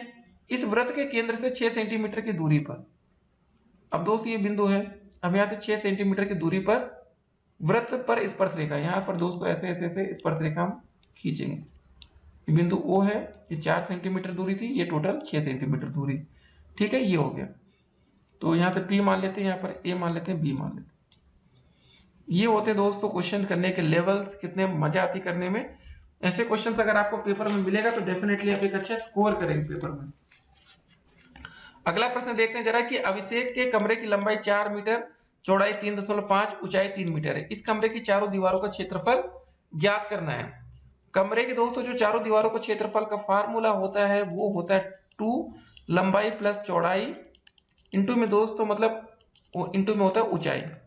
दो दोस्तों लंबाई कितनी दी गई 4, चौड़ाई 3.5, 4 प्लस 3.5 हो जाएगा, इंटू में हो जाएगा 3, तो 2 गुणे 4 3 7, 7.5 गुणे 3, मल्टीप्लाई करने पर आ जाएगा 45 मीटर स्क्वायर। ये दोस्तों हमारा क्षेत्रफल आ गया, हो गया। अब चलते हैं आज के अगले प्रश्न की तरफ। क्वेश्चन देखिए, चित्र O में वृत्त का केंद्र है, ये वृत्त का केंद्र O है। OBC दोस्तों हमारा 45 अंश, ये वाला 45 है। BAC तथा BEC का मान, BAC ये वाला दोस्तों कोण निकालना है और BEC ये वाला कोण बताना। ये दोस्तों दोनों देखिए चक्रीय चतुर्भुज में लगाएंगे, रुकिए आपको बताते हैं। पहले दोस्तों ये कोण कितना होगा, ये भी 15 हो जाएगा, क्योंकि ये दोस्तों त्रिज्या है, दोनों भुजाएं बराबर है ना, OA OB, ठीक है, इसलिए यहाँ पर भी 15 अंश, 15 ये, तो ये वाला कोण बताए त्रिभुज के तीनों कोणों का योगफल 180 अंश होता है, तो 15 15 30 घटाने पर 150 आ जाएगा। तो ये वाला दोस्तों कोण हमारा 150 अंश हो जाएगा। कैसे, 15 प्लस 15, इसको x मान लेते हैं, बराबर त्रिभुज के तीनों अंतकोणों का योगफल 180 अंश होता है, तो x बराबर दोस्तों हो जाएगा हमारा 180, 15 15 30 घटाने पर 150 आ गया। अगर दोस्तों ये वाला कोण 150 है तो ये इसका आधा हो जाएगा, ये हो जाएगा हमारा 75, ठीक है, 75 ये दोस्तों, तो ये वाला कोण कितना आ जाएगा, इसको x मान लेते हैं, तो 75 प्लस x बराबर 180 अंश, तो यहाँ से x का मान आ जाएगा 105 अंश, क्योंकि दोस्तों चक्रीय चतुर्भुज के सम्मुख कोणों के योगफल भी 180 अंश होता है, तो ये 105 आ गया, ये वाला 75 आ गया, ठीक है। BEC ये वाला हमारा हो जाएगा कितना 105, और ये वाला दोस्तों कोण हो जाएगा 150। चलते हैं आज के अगले प्रश्न में। चित्र में O वृत्त का केंद्र यहां पर फिर से, ठीक है, यदि ABC 40 अंश है, ABC ये 40 अंश है दोस्तों, CAB 80 अंश है, CAB ये पूरा कोण 80 अंश है, तो ADB का मान ज्ञात कीजिए, ADB ये वाला दोस्तों हमें बताना है, ठीक है। बहुत ही अच्छा प्रश्न है, कोई दिक्कत नहीं होगी करने में आपको। देखिए आपको बता दें, ये वाला दोस्तों कोण पता है, ये पता है, त्रिभुज के तीनों कोणों के योगफल 180 अंश, ये 80 है, ये 40 है, ये वाला कोण कितना होगा 60 अंश होगा। अगर दोस्तों ये 60 है तो ये भी कितना हो जाएगा 60 हो जाएगा, ठीक है। कितने जल्दी हम लोग करके दिखा रहे हैं आपको। देखिए ये वाला कोण अगर हम x मान लेते हैं तो क्या हो जाएगा, x प्लस 80 हो जाएगा ये वाला कोण, और ये वाला 40 बराबर 180 अंश, त्रिभुज के तीनों अंतकोणों के योगफल, x बराबर हो जाएगा 180 माइनस 120, 40 80 जोड़ने पर 120 आएगा, x का मान आ जाएगा दोस्तों हमारा 60 अंश, ये 60 आ गया। तो दोस्तों हमारा जो ADB होगा वो ACB के बराबर होगा, एक ही वृत्तखंड के कोण है, इसलिए दोस्तों ये बराबर होगा। चलिए अगले प्रश्न में चलते हैं आज के। एक ठोस घनाकार धात्विक टुकड़े का संपूर्ण पृष्ठीय क्षेत्रफल 216 सेंटीमीटर स्क्वायर है। इस टुकड़े का आयतन ज्ञात कीजिए। धात्विक टुकड़े का जो संपूर्ण पृष्ठ का फार्मूला होता है वो क्या होता है, 6a² होता है ना, आपको बताया था हमने इसको थोड़ी देर पहले। तो 6a² बराबर 216 दिया गया है, तो क्या हो जाएगा a² बराबर 216/6, 6 त्रिक 18, 6 छंग 36, a बराबर दोस्त हो जाएगा √36, तो a का मान आ जाएगा 6। a का मान 206 आ गया, तो हमें घन का आयतन निकालना है। तो a का मान कितना है, 6 है। तो आयतन का दोस्तों जो हमारा फार्मूला होता है क्या होता है, a³ या भुजा का क्यूब कहते हैं। ठीक है, तो 6 का दोस्तों क्यूब करेंगे तो कितना हो जाएगा, 6 × 6 × 6 आ जाएगा 216 सेंटीमीटर क्यूब आएगा। चलिए अगले प्रश्न में चलते हैं हम लोग। अगला प्रश्न है कि एक ईंट की लंबाई, चौड़ाई व मोटाई क्रमशः 25, 10 व 7.5 सेंटीमीटर है और 205 मीटर लंबी, 3.5 मीटर ऊंची व 33 सेंटीमीटर मोटी दीवार बनाने में कितनी ईंटें लगेंगी। अब एक चीज जरा समझिए, पहले इस क्वेश्चन में थोड़ा सा आपको समझना है। ये सेंटीमीटर है, ये भी सेंटीमीटर, ये भी सेंटीमीटर, यहाँ 5 मीटर आ गया। पहले 5 मीटर को हम सेंटीमीटर में बदलेंगे। 5 मीटर बराबर क्या हो जाएगा, 5 × 100 सेंटीमीटर। तो ये दोस्तों हो जाएगा हमारा 500 सेंटीमीटर। ठीक है, ये थोड़ा सा। अब दोस्तों हमें ईंटों की संख्या निकालनी है, तो ईंटों की संख्या बराबर क्या हो जाएगा बताइए, ईंटों की संख्या बराबर, ऐसा क्वेश्चन अभी हमने देखा था, दीवार का आयतन। दोस्तों दीवार का आयतन कैसे निकालेंगे, लंबाई गुणे चौड़ाई गुणे मोटाई जो भी था, तो हो जाएगा हमारा दोस्तों, पहले रुकिए, दीवार बनने में ईंटों की संख्या, तो इतनी मोटी दीवार है ना, दीवार का दोस्तों जो आयतन होगा, लिखिए पहले ऊपर, दीवार का आयतन अपान दोस्तों हो जाएगा हमारा एक ईंट का आयतन, एक ईंट का आयतन। दीवार का दोस्तों आयतन कितना हो जाएगा, 500, जो भी हमने निकाली ये 5 मीटर गुणे 3.5 मीटर, 3.5 मीटर है ना ये भी, तो इसको 100 से गुणा कर देंगे तो दोस्तों कितना हो जाएगा, ये 350 सेंटीमीटर हो जाएगा। ठीक है, तो गुणे 350 गुणे दोस्तों हो जाएगा 33, अपान में दोस्तों ईंट में 25, 10 और 7.5, 25 × 10 × 7.5, इसको सॉल्व करने पर दोस्तों हमारा आ जाएगा 3080 ठीक है, इसको भाग करेंगे, एक जीरो से एक जीरो कटेगा ऐसे, 25 दूनी 50, 0 7.5 से जो भी, ठीक है, इसको सॉल्व कर लेंगे। अगला प्रश्न आता है हमारा कि एक समद्विबाहु त्रिभुज के समान कोण तीसरे कोण से 4 गुना है, तो त्रिभुज के तीनों कोणों का मान आपको ज्ञात करना है। तो देखिए हर तरह का प्रश्न आपको पेपर में मिल सकता है, हर तरह के क्वेश्चन की तैयारी आपके होनी चाहिए। डीएलएड 2019 का प्रश्न ही है। अब दोस्तों देखिए, भुजा एक समद्विबाहु त्रिभुज, समद्विबाहु में दो भुजाएं बराबर होती है, एक चीज याद रखिएगा। ठीक है, मतलब मान लेते हैं ए बी सी, तो इसमें दोस्तों ए बी बराबर ए सी हो जाएगा।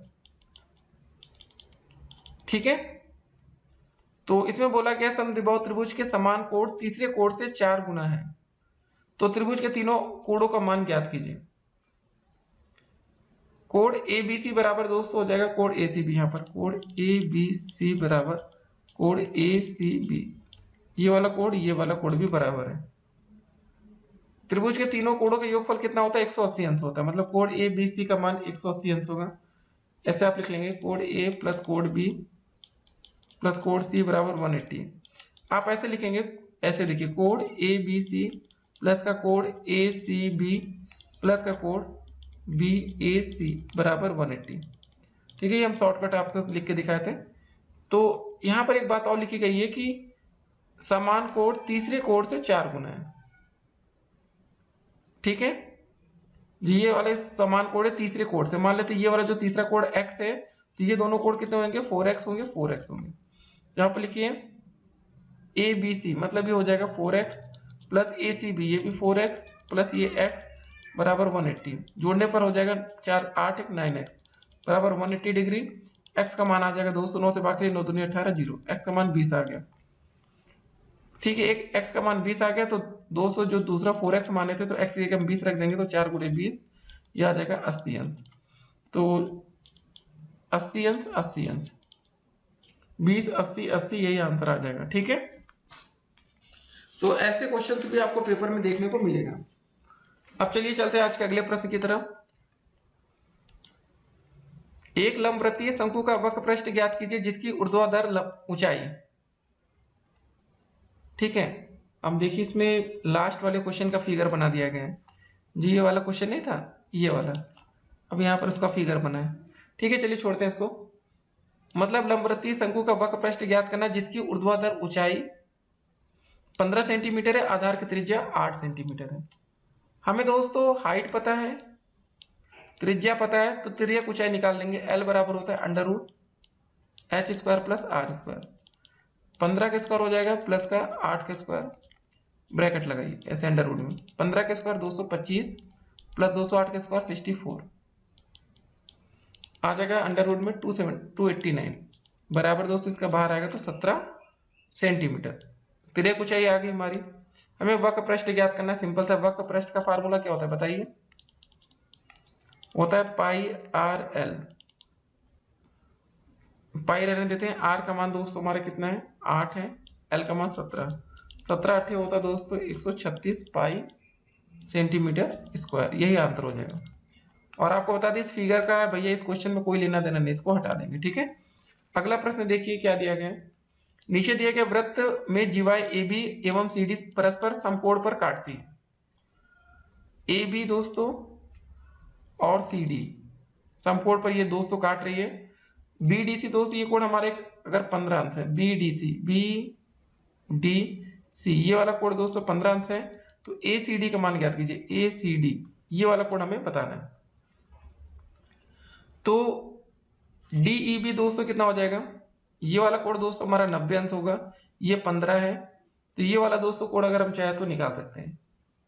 डीबीई ये वाला कोण कितना आ जाएगा? एक 15 दोस्तों एक 90 है, अगर इसको हम एक्स भी मान लेते हैं बराबर त्रिभुज के तीनों कोणों के योगफल 180 अंश, तो 15 90 105 हो जाएगा, तो एक्स का मान आ जाएगा 75। ठीक है, अगर दोस्तों ये वाला कोण हमारा कितना है 75 अंश आ गया, तो ये वाला कोण कितना आएगा दोस्तों? ये भी हमारा 75 ही आएगा। ठीक है, इसको ध्यान रखना है। ये गलती आप लोग मत करिएगा। बहुत से बच्चों को लग रहा होगा ये 15 है तो ये भी 15 होगा, नहीं, ये गलती आप लोग नहीं करेंगे। तो अच्छे लेवल के क्वेश्चंस भी आपको पेपर में देखने को मिलता है, तो तैयारी रखेंगे। चलिए आज के अगले प्रश्न की तरफ बढ़ते हैं। 10,000 रुपए का 2 वर्ष का चक्रवृद्धि ब्याज तथा साधारण ब्याज का अंतर 100 रुपए हो तो वार्षिक ब्याज की दर ज्ञात कीजिए। ठीक है, तो दोस्तों देखिए मूलधन इसको P मान लेते हैं, समय दोस्तों T, अंतर 100 है। ठीक है, इसको निकालते हैं। साधारण ब्याज का जो फार्मूला होता है दोस्तों हमारा सिंपल इंटरेस्ट या साधारण ब्याज बराबर दोस्तों जो होता है हमारा क्या होता है? PRT upon 100। ठीक है, P का मान दोस्तों 1000 10,000 है। R का मान दोस्तों नहीं पता है, समय 2 है बटे में 100। 2 जीरो से 2 जीरो कट गया, 100 गुणे 2 कितना होगा? 200 R। साधारण ब्याज इतना आ गया।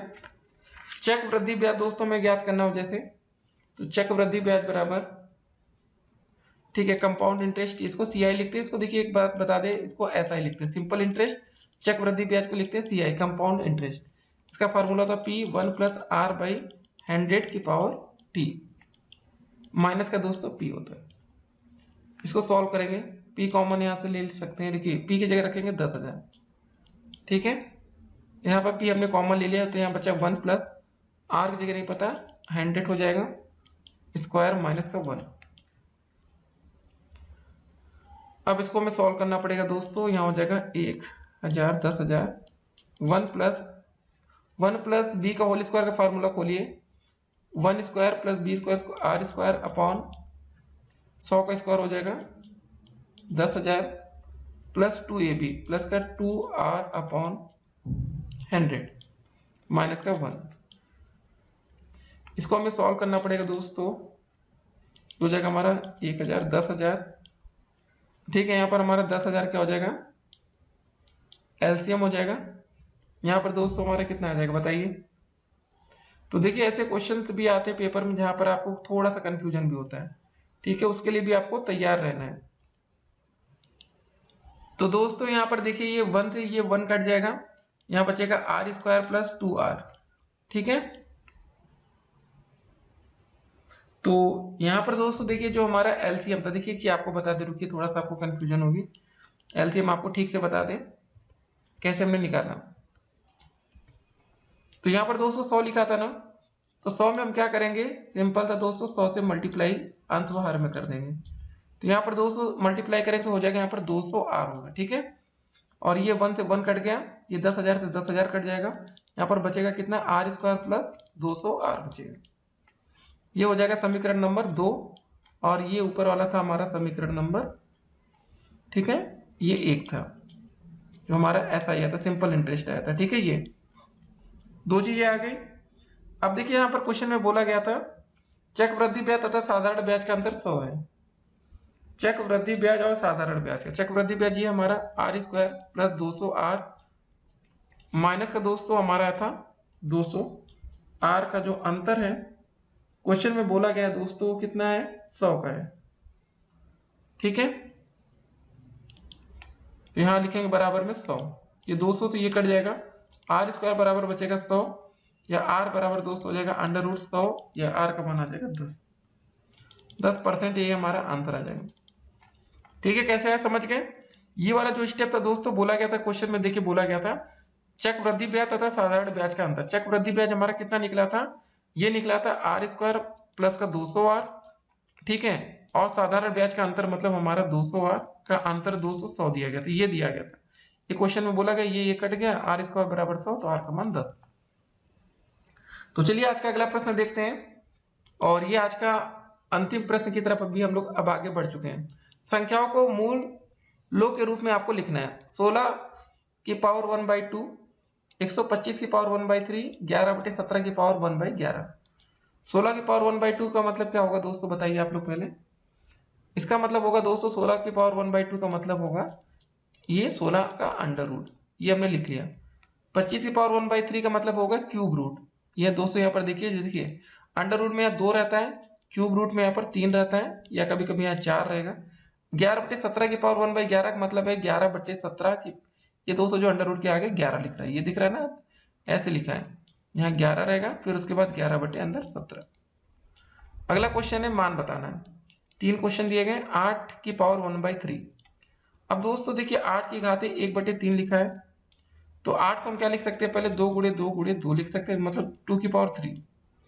इसको लिखें 2 की पावर 3 की पावर 1/3, 3 से 3 कट गया, 2 की पावर 1 बचा, मतलब 2, आंसर यहाँ 2 आ गया।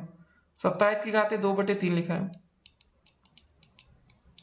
27 को हम क्या लिख सकते हैं, 3 गुणे 3 गुणे 3, 3 त्रिक का 9 त्रिक 27, मतलब 27 को लिख सकते हैं 3 का क्यूब।